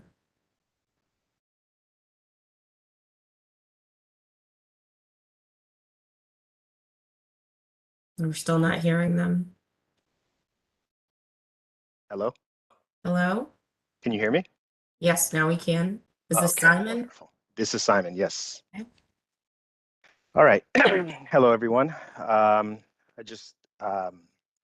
name is Simon Kasai. My wife, Jordanos Kifla, is with me. I just wanted to add that we're a family of 4 that bought this property with the expectation of creating a home with a mother-in-law suite in the basement for my elderly mother-in-law. She was a small business owner that held a license in DC for the past 30 years, but retired due to the pandemic and her growing osteoarthritis. She had a 3-level townhouse that we sold earlier in the year in order for her to move into a 1-level apartment style home with us. Our intention is to sustain her independent lifestyle with close proximity to us, with us being upstairs. That includes the ease of use and some level of handicap accessibility based on future needs. Our property would necessitate street parking, which is mainly available in the front of the house, and the lack of the front entrance would require my mother-in-law to walk a couple of blocks, which I believe I sent everyone a video to show the distance that would be to walk around the 100-unit apartment complex building and restaurants, I believe it's Alero and Roaming Rooster and a bunch of others, which is, not only challenging for most elderly people, but especially for someone dealing with joint issues. I provided the video walkthrough example, which I hope was able to give everyone a better understanding of the issue. We also completed an analysis of the neighboring homes, of which 87% of the properties on our street have a front basement entrance, which is consistent with our plans. We hired a professional engineer, and that's only on our street. If we go further down, there's even more. We hired a professional engineer to develop plans mainly for this reason, to create a front entrance in adherence with the historic guidelines. And, we've been waiting for the permit process since our purchase 7 months ago, because the property is currently uninhabitable in its current state, which placed a significant financial burden for us. Our construction intention is to preserve the historic nature and maintain the existing floor levels as much as, and as well as much of the floor joists as possible. Over the 30 years that we've lived in the Metro DC area, we've seen a remarkable transformation that allowed us to fulfill a lifelong dream of purchasing a home in this neighborhood. And my mother-in-law is overjoyed to finally be a DC resident after working in the city for the past few decades. We ask that you consider these factors in reviewing our request and approving it as an exception. Thank you all for your time. Thank you. Is there an interior stair that goes to the basement currently? Yes, there is significant stair, but it also has a steep, it'd be pretty steep with little head. It's not a code compliant stair. It doesn't meet the width or the height, and the riser is very deep. I don't know if you have a. Could it be I don't think we modified? have. Yeah, Could it be modified to meet code? Did you explore that opportunity? Yeah, maybe you can run through the plans. They're in the box, but maybe do you want to just splash up the plans here? Thank you.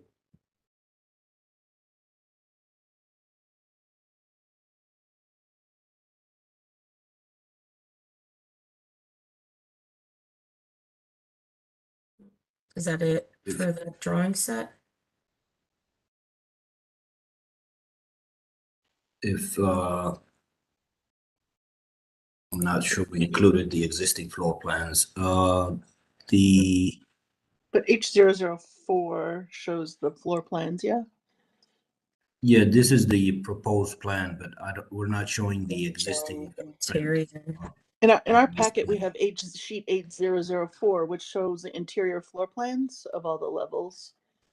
Maybe it's not in the Yeah, materials. that is the proposed, but the existing has, we're not showing the existing floor plans here. Yeah, These- but you're reconfiguring and putting a whole new stair on the inside anyway. So I guess our question is, did you, or maybe that, I don't want to put words in the chair's mouth, but did you explore an opportunity for an interior stair as a secondary access and leave the rear stair as maybe the primary access? Then for your mother-in-law, she could just come up through the house if she wanted to spend time with you. She wouldn't have to walk around the block or go out the back and come inside or go outside at all to spend time with you.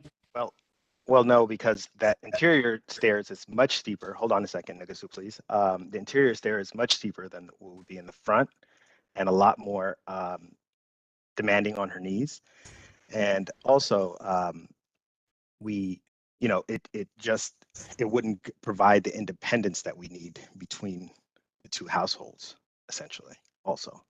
Because even if you wanted to convert this, just to call a spade maybe, but even if you wanted to convert this into a separate rentable unit in the future, you would just need to have a certain size window in the front that somebody could have egress out of to be compliant. And you could just close off the interior stair as a way to maintain that in the future, just thinking of the long term. I do appreciate your family's condition and the financial issues that you have. However, our purview really relates to what happens to these buildings longer than any of our lives and for the longevity of the historic districts within the District of Columbia. So that's why we're asking the questions we are. I absolutely understand. And I would also, I don't know if you guys were able to review some of the photos and the videos that I've took around the historic area, of which I would say a significant amount of the houses have the basement entrance, and most of which don't have the area space that our garden or public space in the front yard has. So I would ask if you guys could review those if you haven't already, because I think that's a significant piece to this proposal, because some of them don't even have a base yard at all. And I think I recorded about 4 to 5 videos. So those are just for, I just seen them in the letters folder of the box folder, all this, what he's talking about. Yeah, I saw them in the box folder. I also, you could assume, sir, that we've all been to the site and looked at everything. It is our responsibility to make sure we understand the properties before we come to the hearing. So we read the materials, we read the letters, and we go to the sites. So we're familiar. Okay, wonderful. Thank you. And although we're not showing it on these plans, we are proposing to put as much landscaping to hide the areaway as much as possible. As Simon mentioned, there is some space there for plantings.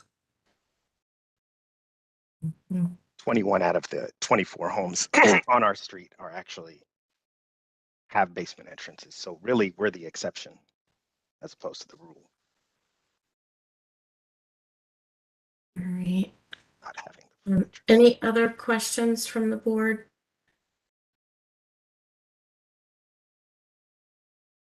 All right. Then are we ready to deliberate? It sounds like yes. And then I'll ask board members to turn on their cameras for deliberation.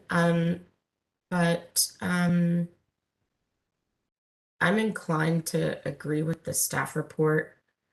I think, to appropriately characterize what the board is here to do. We're not here to grant relief.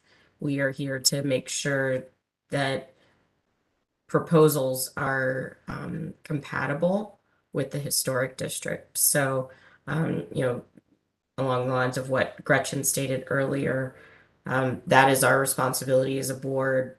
And unfortunately, we can't make decisions based on one family's needs, but we have to think about the long-term character of this historic district based on the concept that's before us, this concept. And so that's where I stand. I'm curious to hear others' perspective. I'm in agreement with you, Chair Heath. It's unfortunate. I certainly understand what they're trying to do, but I would agree that doesn't change our directive and what we're responsible for doing. And with regard to the other ones, I mean, all we can assume is that they were done before the historic district was designated, the other area ways that you've mentioned. So we obviously think that's unfortunate, but that can't really open the door for something that goes against the guidelines that have been established. Mhm. Agree. Okay. Anyone else have other comments? If not, I'll make a motion to support the staff report and ask for a second. Second. All right, so the motion's been made and seconded. Any further discussion? All those in favor, say aye. Aye. Aye. Anyone opposed? All right, so the motion carries. Thank you, everyone, for your participation in this hearing. We've reached our lunch break, and we're just slightly off schedule. I will, rather than come back at 12:30, I'll ask that we come back at 12:45 for our last two cases. Does that work? Yeah, or I'd offer that I'd be okay with 12:32 if everybody else is okay with it. Okay, all right. That works for me if it works for you all. Okay, perfect. What time, sorry? 12:30? 12:30, perfect, thank you. Perfect. We'll see you then.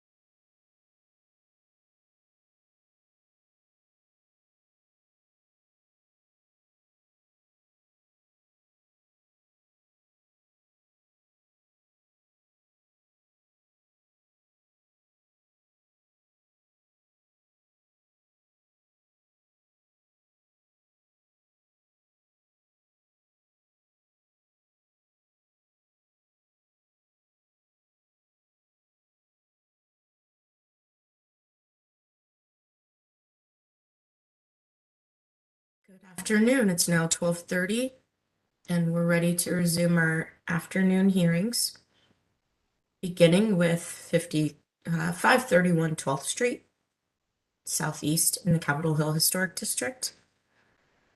Moira, are you ready to present?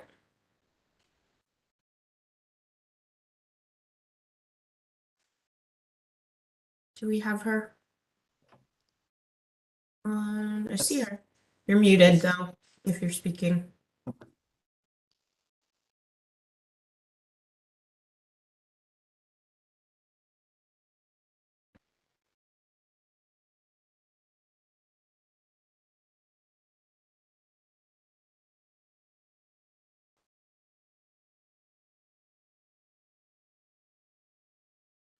Maybe she stepped away.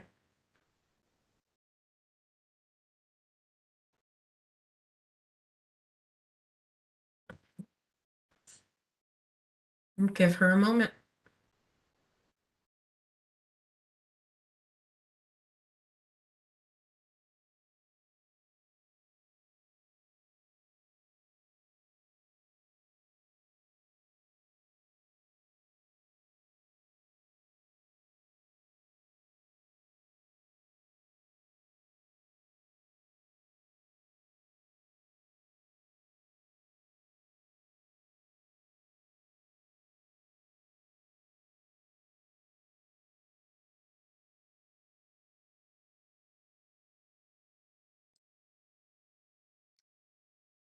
Hi, can anyone hear me?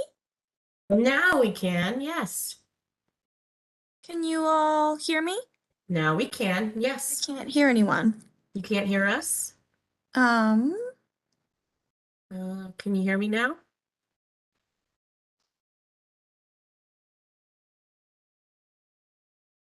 I'm not sure what's going on, but we can hear you if you can hear us. I just sent you a message.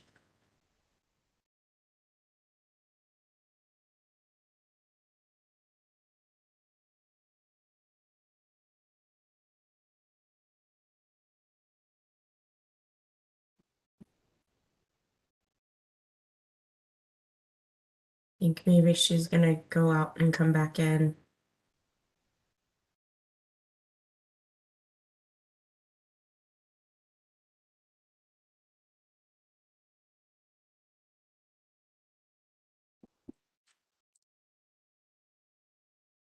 hear me? Yes, we can. Can you hear us now?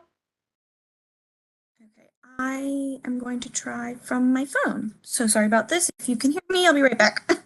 Okay.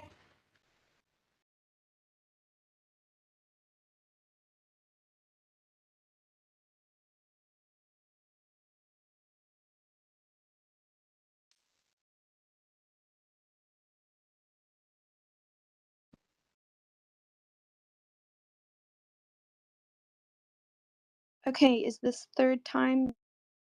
We can hear you. Can you hear us? Yes, finally. I'm Okay. so sorry about that. I don't know why it's not working on my computer, but I don't know, but now it works. So good. great. Thank goodness for smartphones. Okay.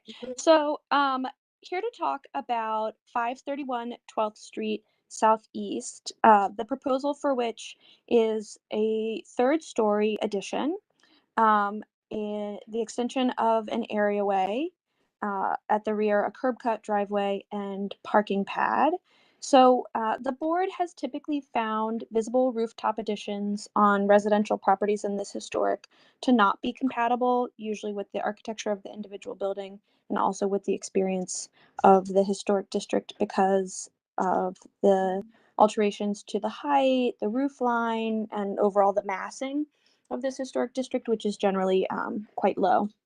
So, although the existing roof parapet is tall, and the approach taken is actually interesting design solution, um, ultimately the addition would be highly visible on all sides because this is a corner property.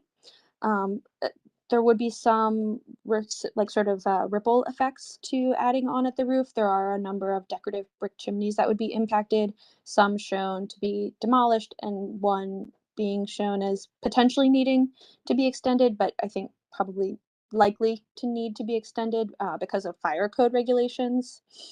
I'll skip over the small things about the door.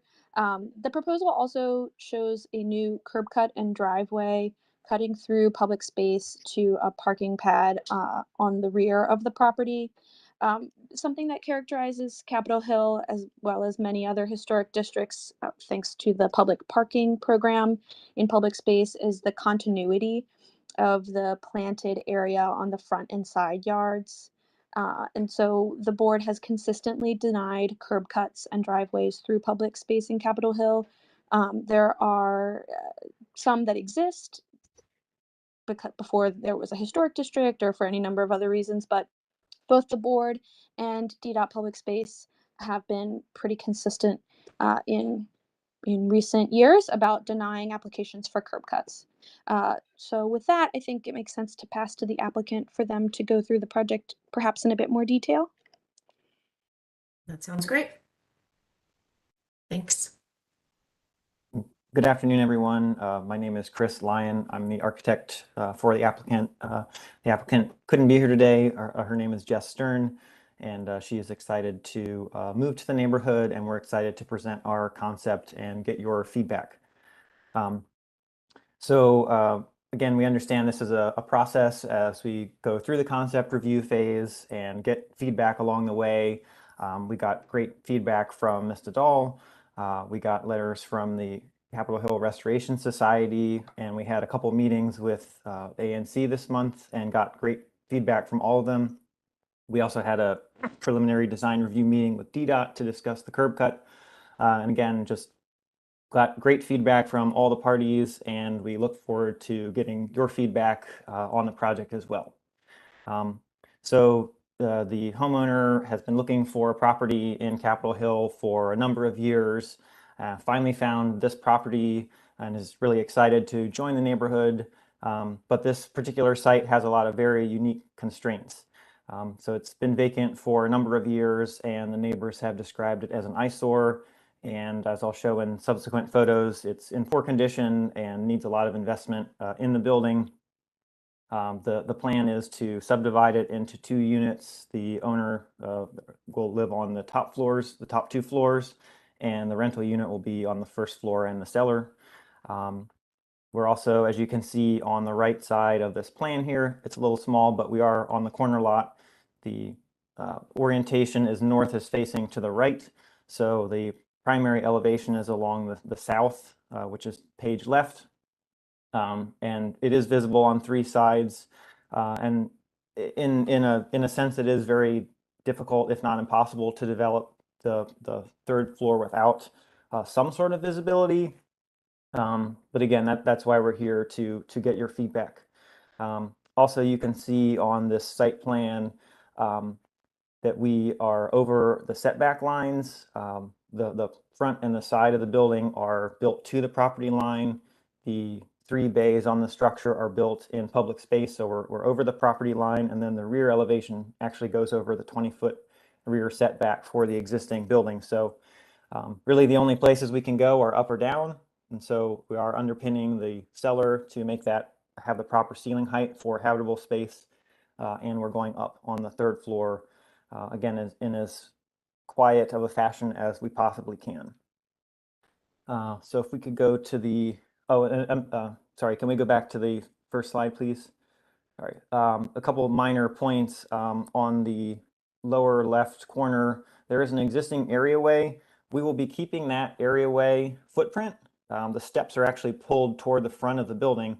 We're just going to be adding steps and lowering the areaway slab so we can continue using that to access the new lower basement level. And we're also adding at the rear side corner of the property a window well for emergency egress. And next slide, please. Thanks. So again, we're at the corner of 12th and G Streets. We're on the southeast corner of this particular block. It's a little bit hard to see in the aerial photo, but we did some reconnaissance of the adjacent context and properties. There are 3 curb cuts on the block. Again, noted that they may predate the historic district and current DDOT regulations. but there is one leading to a private parking area on the 12th Street side. There's one on the 11th Street side of the block, and there's one on the G Street side of the block, as well as the there is a sidewalk. We don't have alley access, but there is a sidewalk and an easement that's essentially used as an alley, but only for pedestrian access, trash cans, that sort of thing. And I believe that encompasses the 4 properties that are adjacent to our site. And if we go to the next slide, that's shown a little bit better in the survey we had done of the property. I think there was one slide before this one. Well, there should be a survey of the property, but that's okay. Essentially, it just showed in more detail what I explained on the site plan before. Again, there's a sidewalk behind the property that has easement to the adjacent properties for service. Our front yard is public space, and again, that more just showing the existing conditions on the site. So this is the existing and the proposed plans. It's a partially finished basement in extremely poor condition. The rear section is a crawl space, so we propose to underpin and excavate the entire basement to about an 8-foot plus or minus finished ceiling height, including, we'll have to dig a little bit deeper than that for mechanical ductwork and so forth. We're also excavating the window well at the top of the page and expanding the areaway, as I mentioned earlier. Again, we don't have to spend too much time on the interior layout, but the goal here is to have 2 bedrooms and 2 baths for this lower level. Next slide, please. This is again showing the existing and proposed first floor. The property, and again, I'll show in subsequent photos, is in poor condition inside. So we are proposing demolishing a large portion of the rear of the property. Again, we'll repair the floor system as best we can, but it is quite deteriorated. We are proposing to demolish the rear chimney, as well as there's an interior fireplace with a chimney, and that will create a living dining room and kitchen area on the first floor for the rental unit. And then at the bottom right of the page, we're maintaining the existing front door and vestibule, and then we are subdividing that hallway, which will lead you upstairs to the owner's unit, and then modifying the door into the current living room, which will access the proposed unit, lower level unit. Next slide, please. On this level, we're sort of inverting the plan. So the first level that in the owner's unit would be the bedroom level. So we effectively have 3 bedrooms, 2 baths. The rear bedroom will be used as a gym and an office. And next slide, please.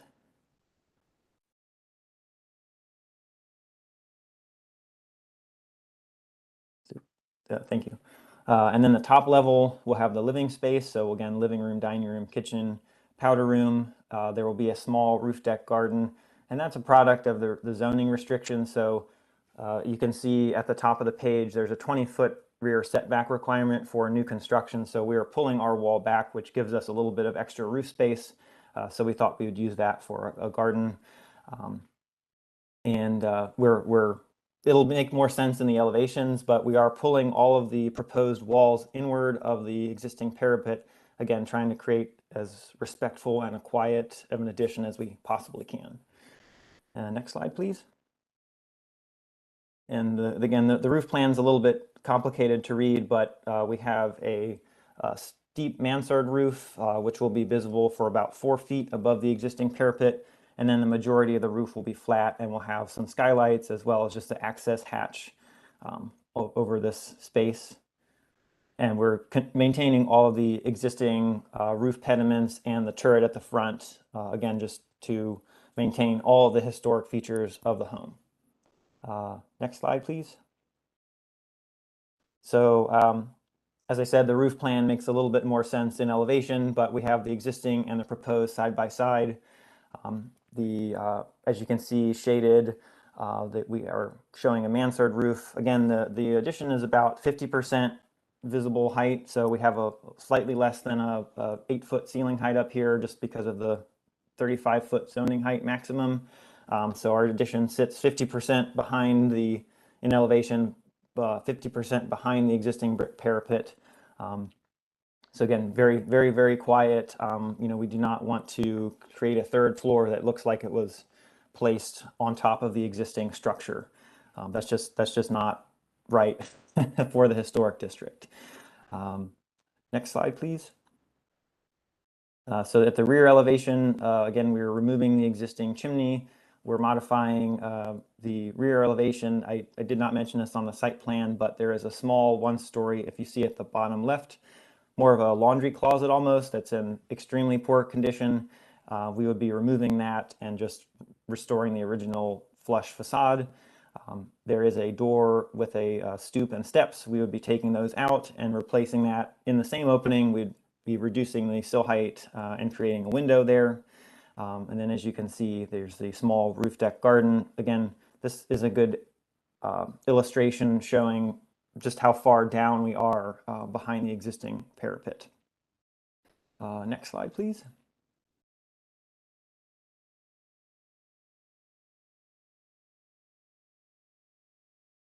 Okay, there we go. So this is the existing south elevation.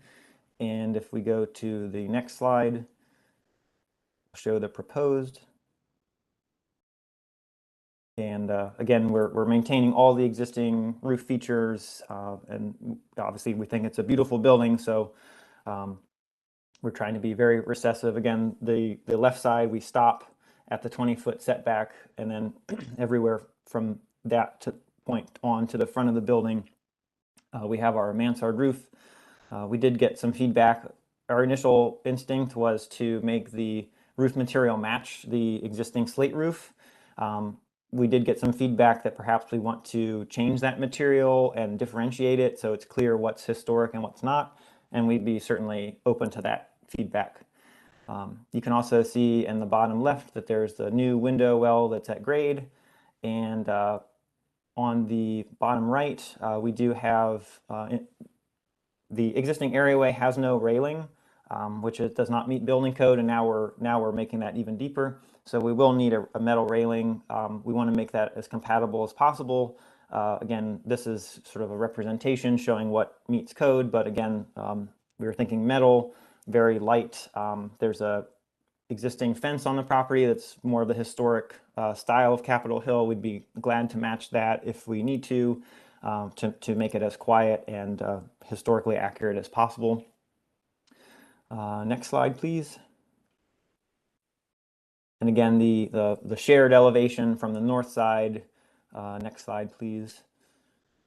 Just showing, again, the continuation of that mansard roof. Next slide. And we prepared some 3D renderings, again, proposed on the bottom and existing on the top, trying to show how quiet we want this to read. Next slide. And again, just another view from the rear corner of the property, again, trying to be as quiet as possible. Next slide, please. So we had some good feedback from ANC. We went to the Planning and Zoning Committee meeting, and they requested a sightline study. So we prepared that and added that to the presentation. Again, it's a little bit hard to see on the screen here, but when standing on the sidewalk closest to the structure, only a very small portion of the roof is visible. When standing across the street, a larger percentage of the third floor is visible. And I've dimensioned that for reference. And one of the discussion points that we had was, perhaps we can make it less visible but not invisible. We thought that was a really good feedback from the ANC, and perhaps invisible from the adjacent sidewalk and then less visible across the street because you're viewing it through trees and behind the existing roof elements and bays. Next slide, please. There were also questions raised about the condition of the existing building, so we wanted to share some photos. Again, just severely deteriorated, especially at the rear of the house. Lots and lots of water damage and rot have just led to almost complete failure of the rear structure of the house. So again, trying to be respectful of what is there. There's just not much left that we can salvage in this portion of the house. So that's why we're opening it up a little bit. But again, we'll repair the floor system, keep the floor slabs, keep the existing heights, and work as best as we can with all the window and door openings that are there, just to remain respectful of the house. Next slide, please. And we just wanted to share some precedent images, just again showing, this is pretty typical for DC, and in fact, the top left units are right across the street, just on the other side of the block. Again, sort of a prominent roof feature on the third floor with a mansard piece connecting the two. At the top right, there's also some mansard roofs which are very recessive to the main bays of the buildings in the row house. The first three examples are all from Capitol Hill.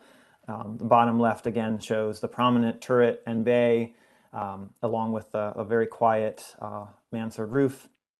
And then on the bottom right image is from Florida Avenue, but again, just sort of classic DC streetscape. The leftmost unit has a mansard roof behind the main roof line, but it's really compatible with the block. So again, we understand and appreciate the feedback that yes, it is visible from the street. We think again the little less visible, not invisible, is really what we're working hard to get feedback from. And again, we want to be respectful of the historic structure, have a very quiet and recessive addition, and again, that really we've developed that with the ANC and worked to sort of explain that as best we can to them. In addition, we've also notified neighbors. The adjacent neighbor generally is in support of the project. The homeowner met them, discussed the project. They did raise some concerns about construction, and we discussed that in depth at the ANC meeting, and that was all what will be addressed in the permit stage. Happy to elaborate on that a little bit more during the question and answer session if needed. We are working on a flag test mock-up. Again, it's taken a little bit more time than we'd like, but we are trying to get that done just to, again, help explain the actual visibility of this addition. And then again, as it's in the box folder, the ANC supports the project, but or finds it compatible. But they do have three conditions, which are again less visible but not invisible. There was a note about the side door replacement that should be more compatible with historic style. We'd be more than happy to make that adjustment. And then they do not support the curb cut and driveway, and we are currently working with DDOT again on ways to adjust that, modify the design, continue finessing that to get to a better place for everyone. And so again, really appreciate the time, look forward to the board's feedback and guidance. And again, thank you. Thank you. Yeah, the ANC's comments were pretty similar to staff's comments as well. Just the ANC is recommending support generally for the concept. So did you look at shifting the roof addition back farther? Because right now, you're saying you're striving for minimal visibility, but it's still pretty visible. And it seems to me that if you were to set it back, you could get to a point of it being minimally, if not invisible from across the street. Yes, and so I think one of the points that we wanted a little bit of clarity on is, I think if this were an interior row house, it would be a lot easier. We would just simply pull the front elevation back and we would have no problem with not seeing this from the street. I guess the clarity we were looking for is from the side elevation. It really cuts, 50-60% of the floor plate if we want to truly get it out of the sight line from across the sidewalk. So, that is something that we have looked at a little bit, but again, we think that understanding from the board, should we focus on the front elevation, the side elevation, both? That's really going to change the nature of the project. So, Did you do a sightline study from the side? I mean, it's probably all visible, right? Here we go. These are helpful. and then we have a section through 12th Street and then through another section through G Street, if that's helpful as well. Yep. Yep, this one I remembered seeing. Okay. And this is one where it seemed you could eliminate some of the visibility by pulling the addition back. Yes, and I think, whether I probably sound like a broken record with less visible, not invisible, but again, we'd be more than happy if the direction is to pull back from the adjacent sidewalk. We would more than welcome that and be able to make that work. If we are trying to avoid sightline from across the street, that's a much bigger lift. Again, we would certainly take that feedback. So that's another question that we have. Okay. And you said you've had some meetings with DDOT already? We had a preliminary design review meeting with them earlier this month, yes. Okay. Because I would think that a curb cut would be a non-starter for them. They're usually pretty strict on that. So, they did say it was an uphill battle. They did not completely discourage us from applying, but they did, they had some good concerns, and they said, if you can come back and address these, then of course we have to go before the Public Space Committee and make our case there as well. So, but yes, they did let us know it was a difficult task. yeah. Okay. Other board members have questions? Yeah, I apologize. I missed the introduction with, I guess, Moira's comments, but I'm looking at the staff report, which finds everything to be incompatible. Has your opinion changed, Moira? No. Did I miss something? I missed your verbal presentation. So did you revise your written recommendation, which says that everything's incompatible? No, I read from my staff report. Okay, then Chair Heath, I'm a little confused by your saying that the ANC was similar.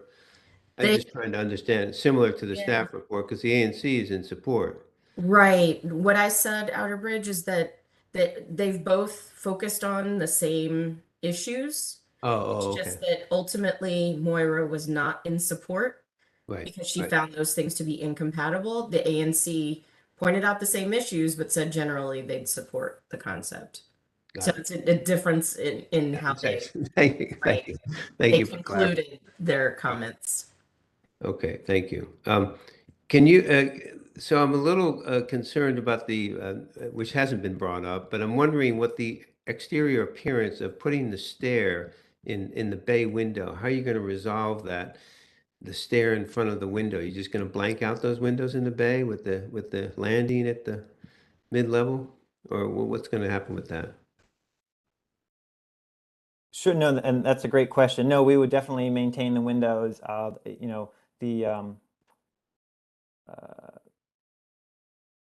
If we can go back. I mean, aside from the demolition issue, which is kind of unfortunate, the further demolition issue, that the demolition required by a stair is pretty much wholesale to the floor above and below.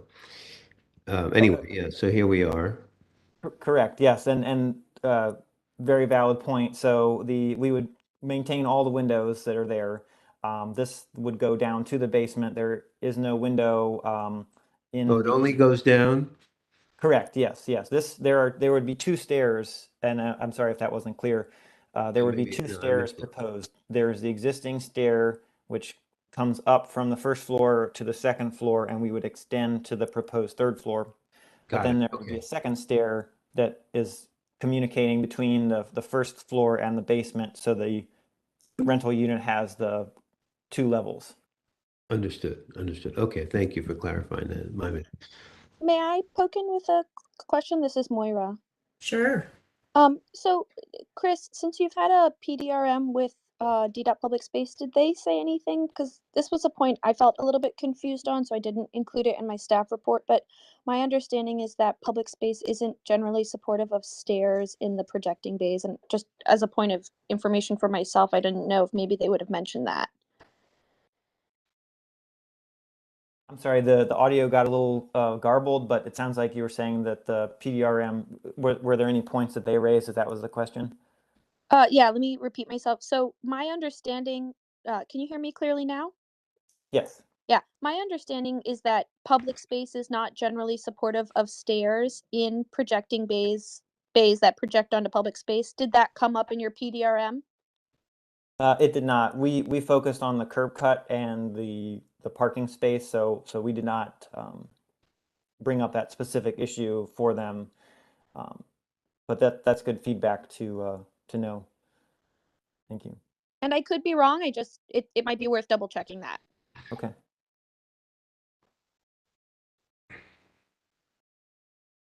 So the existing areaway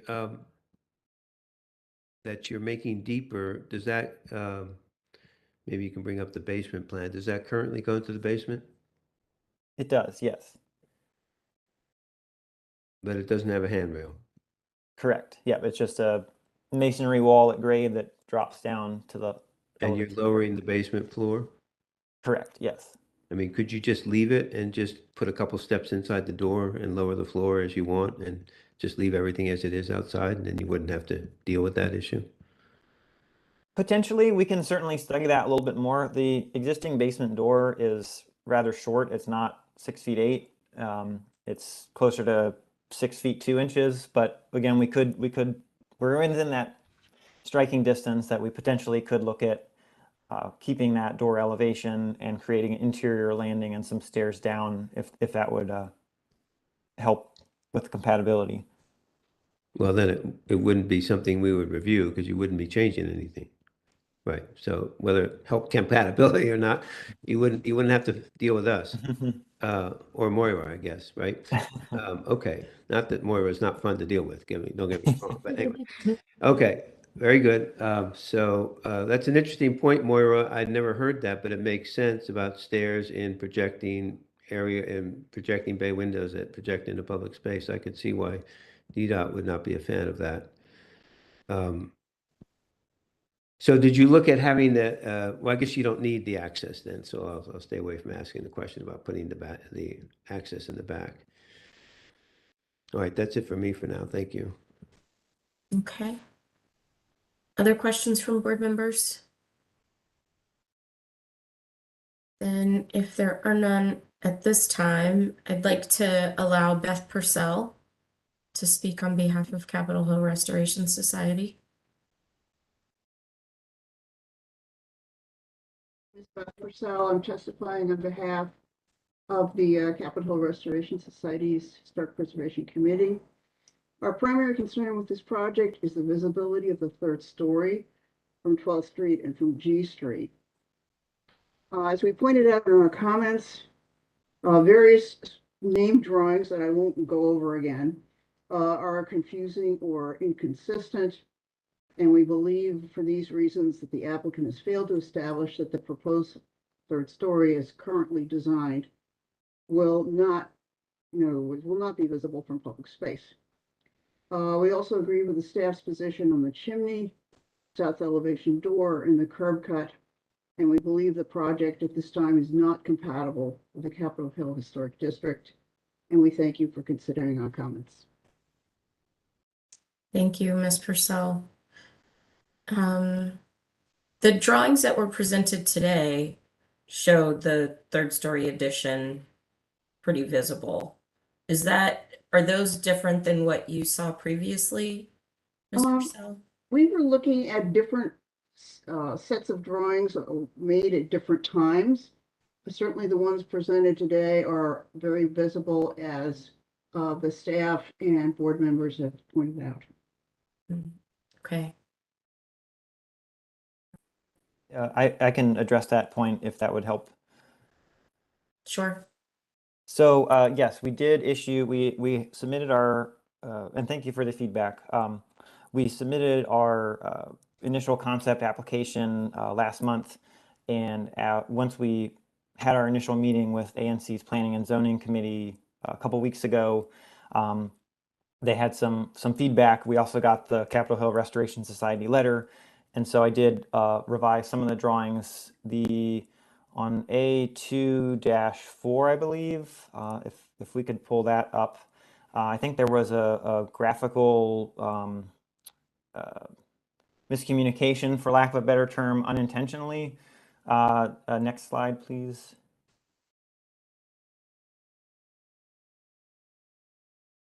Yes, okay, so this one. So that on the upper left corner, that is not intended to represent an existing roof condition of a mansard. That is just a cut through the neighbor's turret, roof turret. So if you go to A2-1, I believe, that shows the condition. Yes, so you can see on the top right, the neighbor's turret would come down as currently exists. And unfortunately, when I cut that section, it cut a slight slice through that. Again, that was not intentional or trying to confuse anyone, but I could see how it would be read that way. So thank you for mentioning that.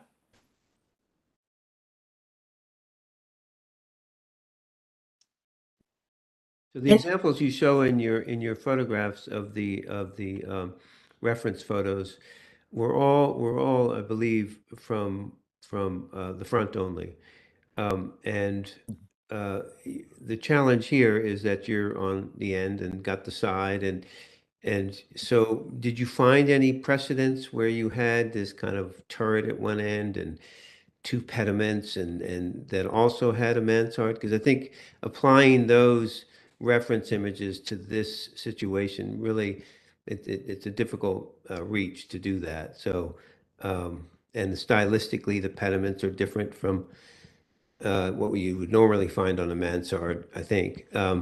So did you find any that on the corner like this where they had this sort of a Well, yes, and thank you for that. No, not in this exact configuration. I think the mansard roof proper was more of a distinct third story with dormers that wrapped around.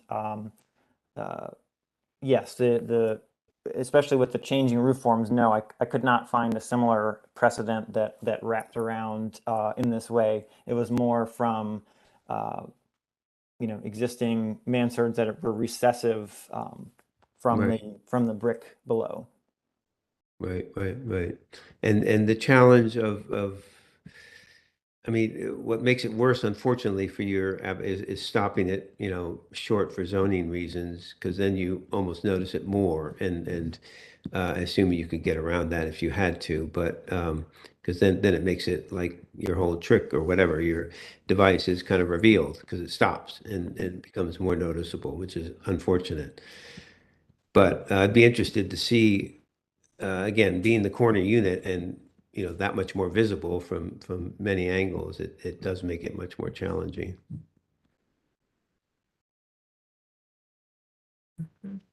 Appreciate that. All right.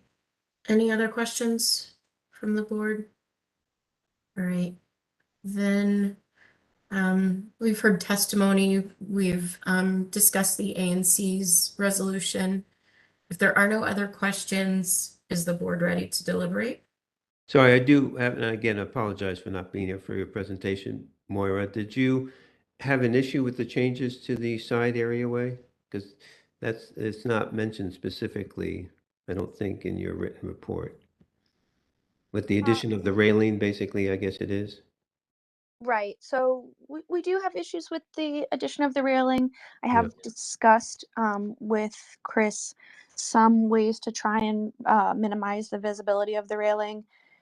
Maybe reducing, the numerous spindles and have it be sort of a simple pipe rail, handrail, exploring the possibility of a railing that's goes, I think it has to go parallel to the face. It can't go down with the stairs, but I said I was open to looking at some options, but generally we're not usually very supportive of above ground railings. to the extent they can be avoided. Does Right. that answer your question? Yes, it does. It does. I mean, this does have a giant public space front yard, so I suppose that might make it better or easier or whatever to do that, to have the railing. Yeah, the hard part with this property is there's just not a lot of room to hide much of anything. Right. Really isn't. That's tough. All right. Okay. Then, does anybody have thoughts that they want to share to kick us off? For deliberation? I support the opinion in the staff report. Okay. Does anyone differ from the staff report? No, unfortunately. Yeah, I mean, I think what you just said, Outer Bridge, is sort of the issue here. There's just no room to hide. There's nowhere on this property. So then I will make a motion to support the staff report and ask for a second. Second? Any further discussion? Not all those in favor say aye. Aye. Aye. Anyone oppose? All right, so the motion carries. Thank you. Thank you. And just a procedural question. Obviously, we'll continue speaking with Ms. Nadal. Would the board have any direction on any further comments, or should we return once we revised our concept? I think returning once you've revised your concept certainly is the proper process. I think if your question is specific to like whether minimal visibility or is that what you're asking about? Yes, I mean, I think sort of again, totally understand and respect the decision. As far as the compatibility is concerned, or if we came back with a concept that was again less visible or invisible, just sort of knowing that, having that direction would just help us know our next steps. The board has tended to approve non-visible. Okay. Or very minimally visible. Okay. Minimally. Okay. Well, again, thank you all for your time. We really appreciate the feedback, and we'll keep at it. Thank you. Good luck. Take care. Bye. All right, so we've reached our last application for the day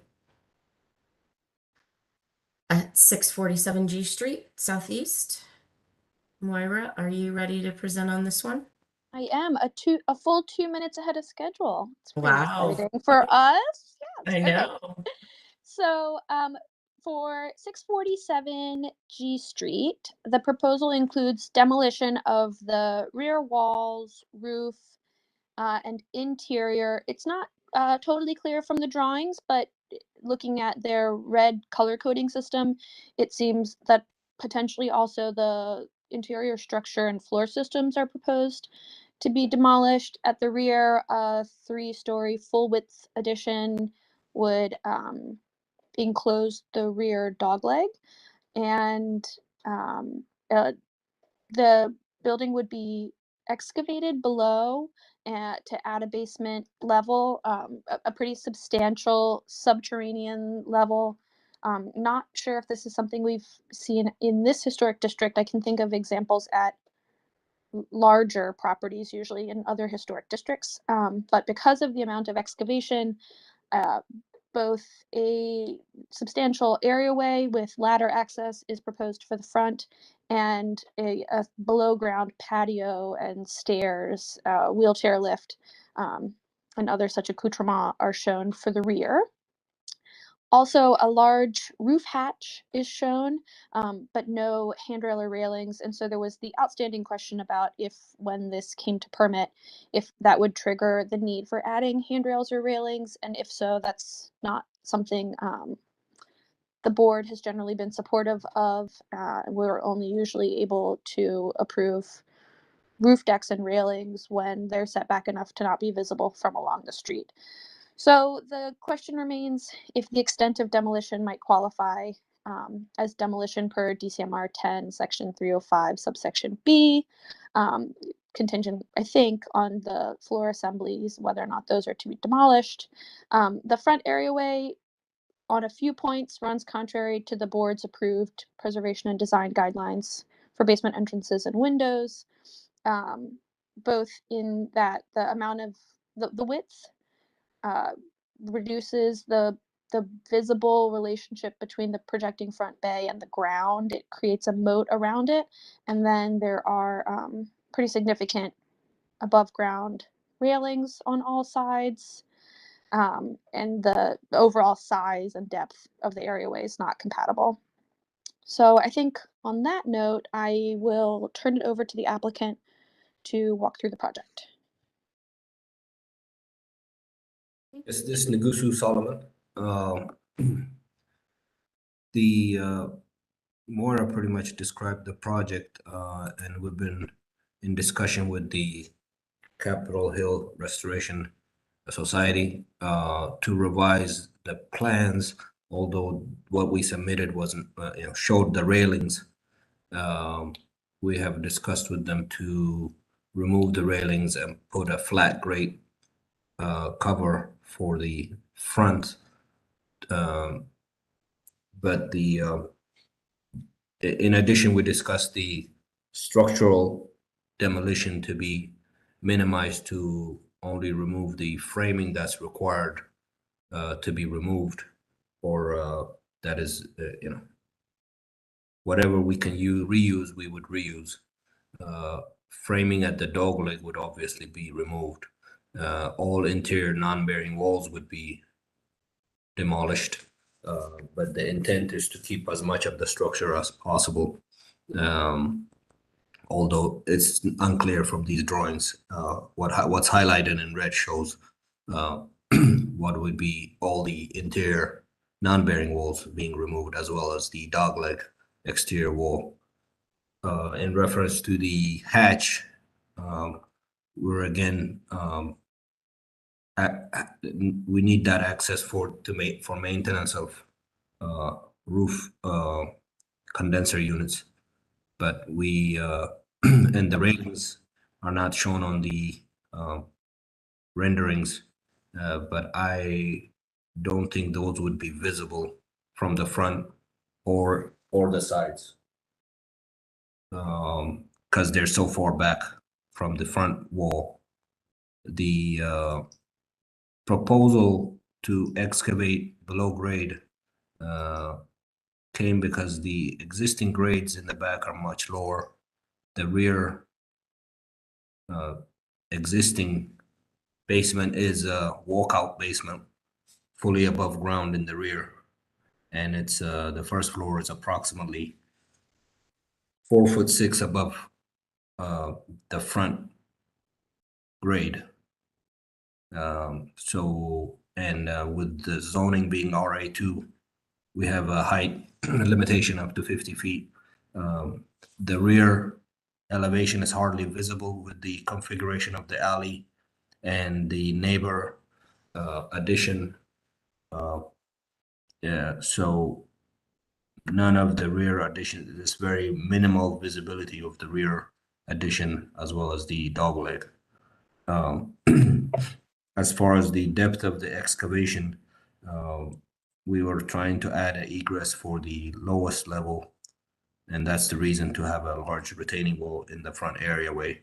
But it's pretty far set back from the sidewalk and would be not visible at all.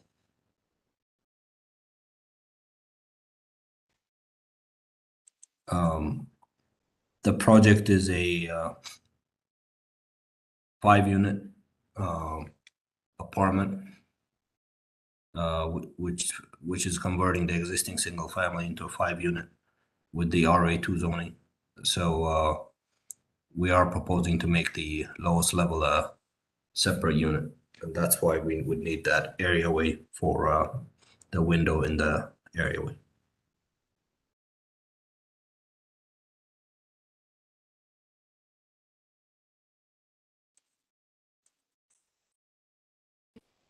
Does that conclude your presentation? Yes. Okay, all right. Just wanted to make sure. Thank you. Questions from the board?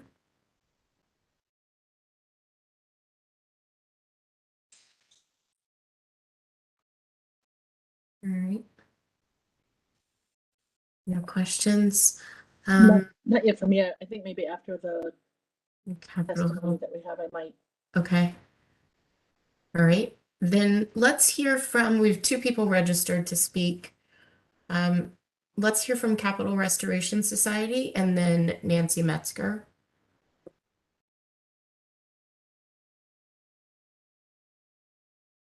With the Capitol Hill Restoration Society. To us, this project presents three big issues: the substantial demolition, the complying with the board's guidance on basement entrances and windows, and third, damage to historic fabric. So the first has been pointed out.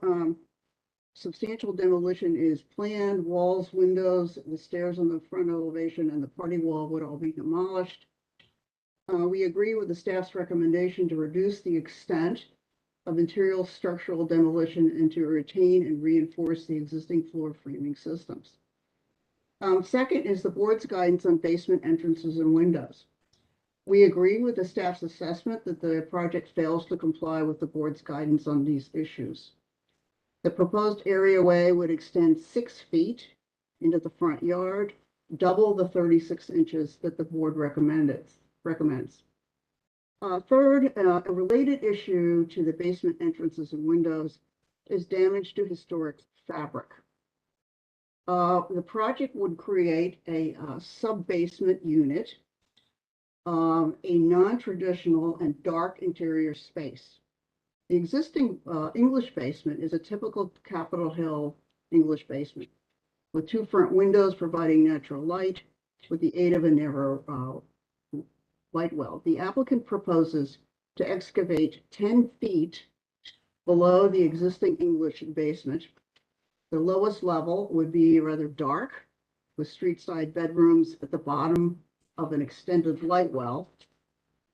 And the rear rooms would open onto a new excavated areaway or patio.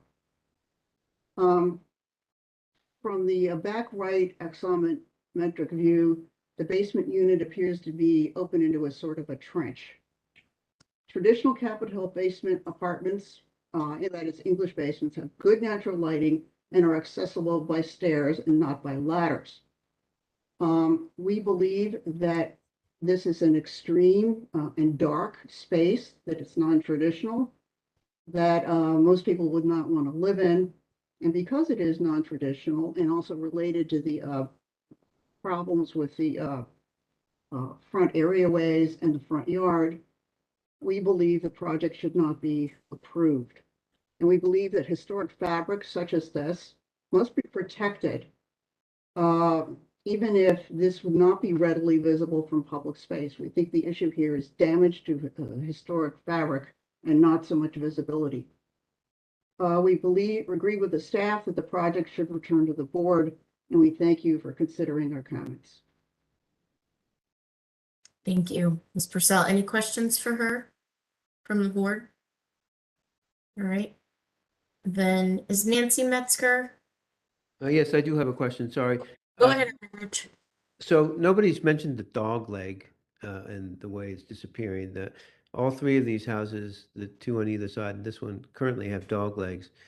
And I guess I'm going to ask Moira too, but also ask Ms. Purcell about that issue, which is something that we struggle with regularly in Capitol Hill. Thank you. We believe that infilling dog legs is never desirable because they are character defining. However, at least as we interpret the board's prior guidance, this is the development of only 2 houses. It's not a row of houses built at the same time by the same development team. And for that reason, we felt we could not raise the dog leg issue here. Okay. Thank you. The ANC does bring up the dogleg infill in their letter. But Yeah, they say it's consistent with guidelines. Is that right, Moira? Would you agree with that? As Beth said, to the best of my understanding of where things stand now in prior case decisions, I didn't think that this was a candidate for pushing to retain the dogleg. Okay. Perhaps I've misunderstood the board's guidance on that point, but I'm not sure any of us understand it, frankly, but that's okay. That comforts me, Outerbrand. Sometimes I second guess, but I didn't think that this Frankly, we was a struggle candidate with for it that. every time, but all right, I'll accept that. Do you happen to know if the building next door that preserved his dogleg is all original? Or was there an addition to that? Because it seems quite far back. The next door to the left in what we're looking at. I don't personally know. Okay, thank you. I haven't seen it.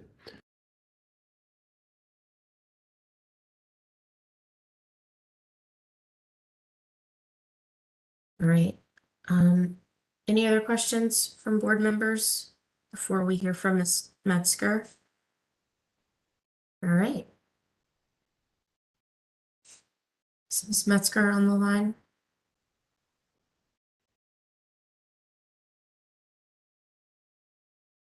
Juliana, do you see Nancy?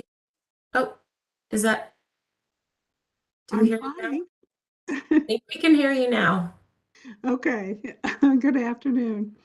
I live across the street from the proposed project, and I think that expanding the 647 G Street house by an entire residential floor beneath an existing basement is not consistent with the Capitol Hill Historic District. The staff report is very clear about the problems associated with this proposal, so I won't duplicate that information. By adding the cellar unit, the owners propose to capture more of the public space to accomplish their private goals. The extended front areaway is pushed farther into the public space. The walkway is moved forward, with the result that the green public space is reduced to only 6.8 feet deep. This impact is not indicated on the plans, which instead notes that both walkways and the green space to remain. Also, one might think that the new cellar unit will not be visible since it's so far underground. However, given the size of the areaway, it may well be partly visible from the public sidewalk. Certainly at night when the bottom floor unit may be lit while the present English basement is not. Constructing a very deep and large areaway in green public space to accommodate the unit's requirements for light, air, and safety is not consistent with the historic preservation values. Board members may be wondering why more residents haven't written letters or signed a petition about this unusual configuration of a cellar under an English basement. There are at least two reasons. One is the compact nature of the HPRB calendar this month, which comes between two holidays. And the second is the fact that in November, on the first public notice of potential December cases, the 647 case was described in part as a 3-story rear addition. There was nothing in that description to alert me that there would be a 4th floor inserted below the house. So it wasn't until 2 men showed up at our door on December 5th and gave us 2 sheets of plans showing the cellar addition that I began to understand what really was being proposed. I was perplexed when I saw the term cellar, and then the English basement became floor 1 and so on. I didn't believe that I was interpreting the plans correctly, and I can report that totally underground nature of the proposed cellar unit is one aspect that several of my neighbors found quite disturbing. One called it Dickensian, and another could not believe it was under serious consideration. All seemed stunned to think of the implications of a person living below ground. This configuration is totally beyond the usual addition for the Capitol Hill Historic District. If a rear, side, or rooftop addition, as well as an English basement addition, can be mentioned in a monthly notification and other descriptions of the project, then why can't and shouldn't a subterranean cellar addition be mentioned? That would certainly be fair to the public, which is expecting reasonable notice. Thank you very much. Thank you. Any questions for Ms. Metzger?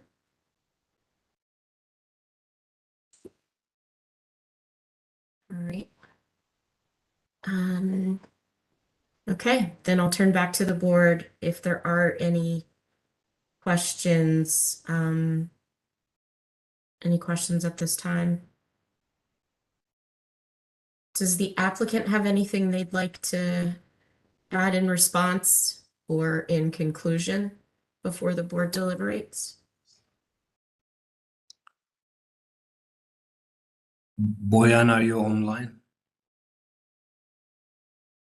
The owner's, I'm not sure if he's muted. We're not hearing him. He may be if he's on the line. Solomon, do you mind saying his name again more slowly so that if our staff member who's looking at the participants could unmute him by name? Boyan is the owner of the property. I don't know if Juliana, you see that name. I think it's Bojan. Correct. I do not see them on the line. This is Juliana. Marnique, this is Steve. I've also gotten an email from Corey Holman of the ANC saying that he is in the waiting room and would like to speak. Oh, great. Okay. Juliana, can you allow him to speak? Hi. Hi, is this Commissioner Holman? Yes, hi. This is Corey Holman, Chair of ANC 6B. I just wanted to sort of talk a little bit, just a couple seconds. So our letter said to support it with some changes. You know, we only get to vote once a month, so we understand that we won't see the final project that we approve under this situation, but that's sort of how the process works. Our main concern, first and foremost, or our only real major concern was the front areaway. It just simply doesn't comply with the guidelines. I think Ms. Purcell mentioned that. If it did, and we understand that would basically eliminate the cellar level light well, and it would change some of the programmatic aspects. But the guidelines are very clear, and we think if this project just had complied with the guidelines in the front, it should be approved by the board, and we would encourage the board to give that direction to the client and let that be a staff level review to get approved. Thank you. Thank you, Mr. Holman, for joining today. Any questions for him? Okay. Then, did the owner or applicant get the ability to speak? I'm sending him the link now. He's trying to log on. If you guys can wait just a few minutes.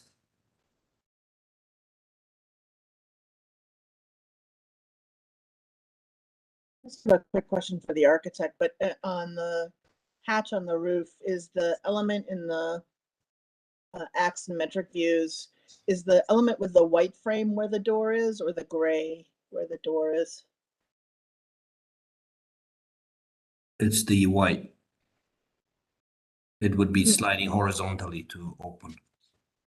Doesn't really seem to comport with your drawing on H006 then, because it looks like the stair that is closest to the front elevation is the one that goes up to the roof, because you have this U-shaped stair that takes you through the floors.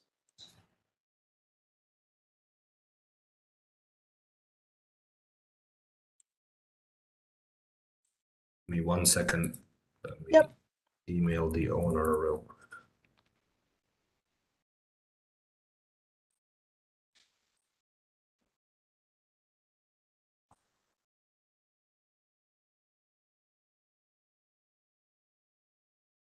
Yeah, what we're showing is the white sliding across over top of the basically the hatch opening sideways horizontally to allow somebody to walk up to the roof. Yep, I understand. But that can be, I mean, if there is an error, let me look at it. We can get that fixed easily.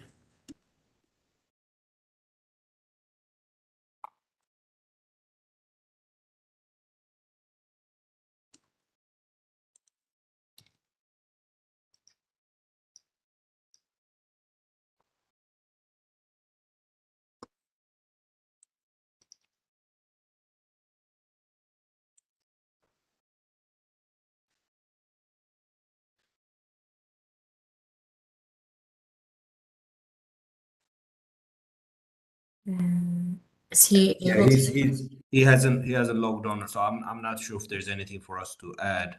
Okay, well, I think that's fine. with the drawings made it pretty much clear in response to the Ms. Metzger's comments that we were adding the sub-cellar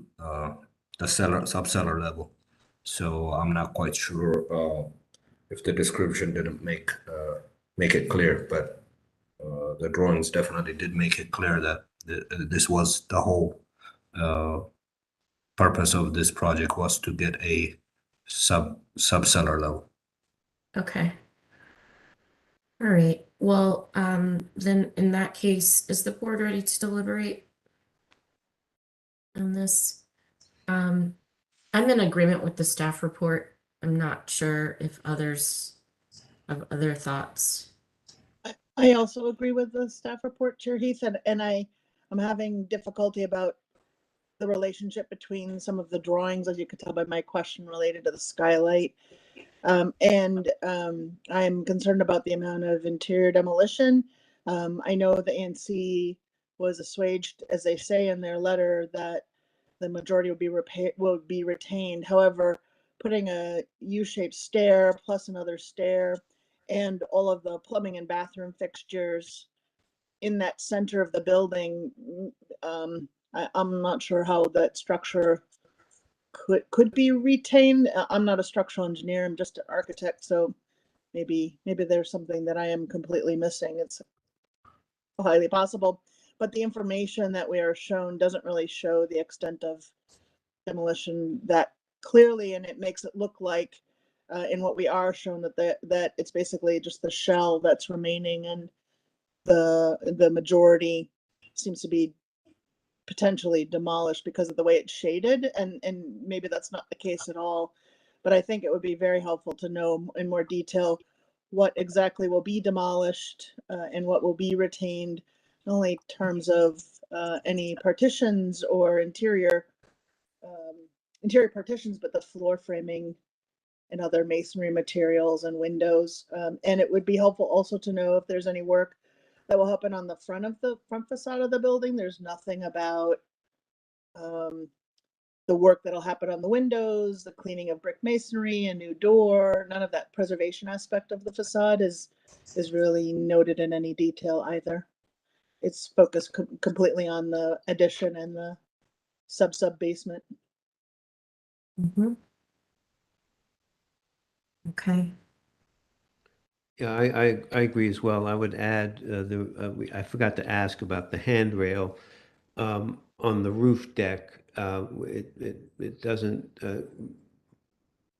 I guess could we ask the applicant if there's enough height on the parapet wall so that a handrail won't be needed, or is it too late for that? Well, why don't we just say this: that if a handrail is needed, that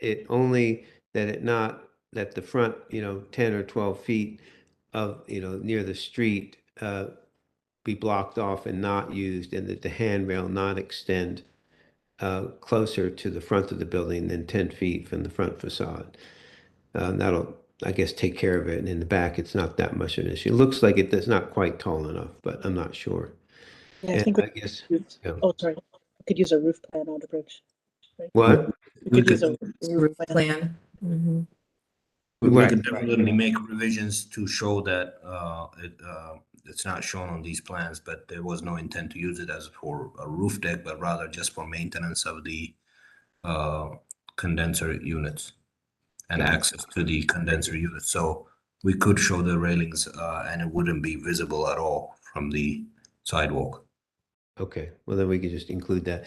And I guess I will mourn the loss of the of the dog leg in private.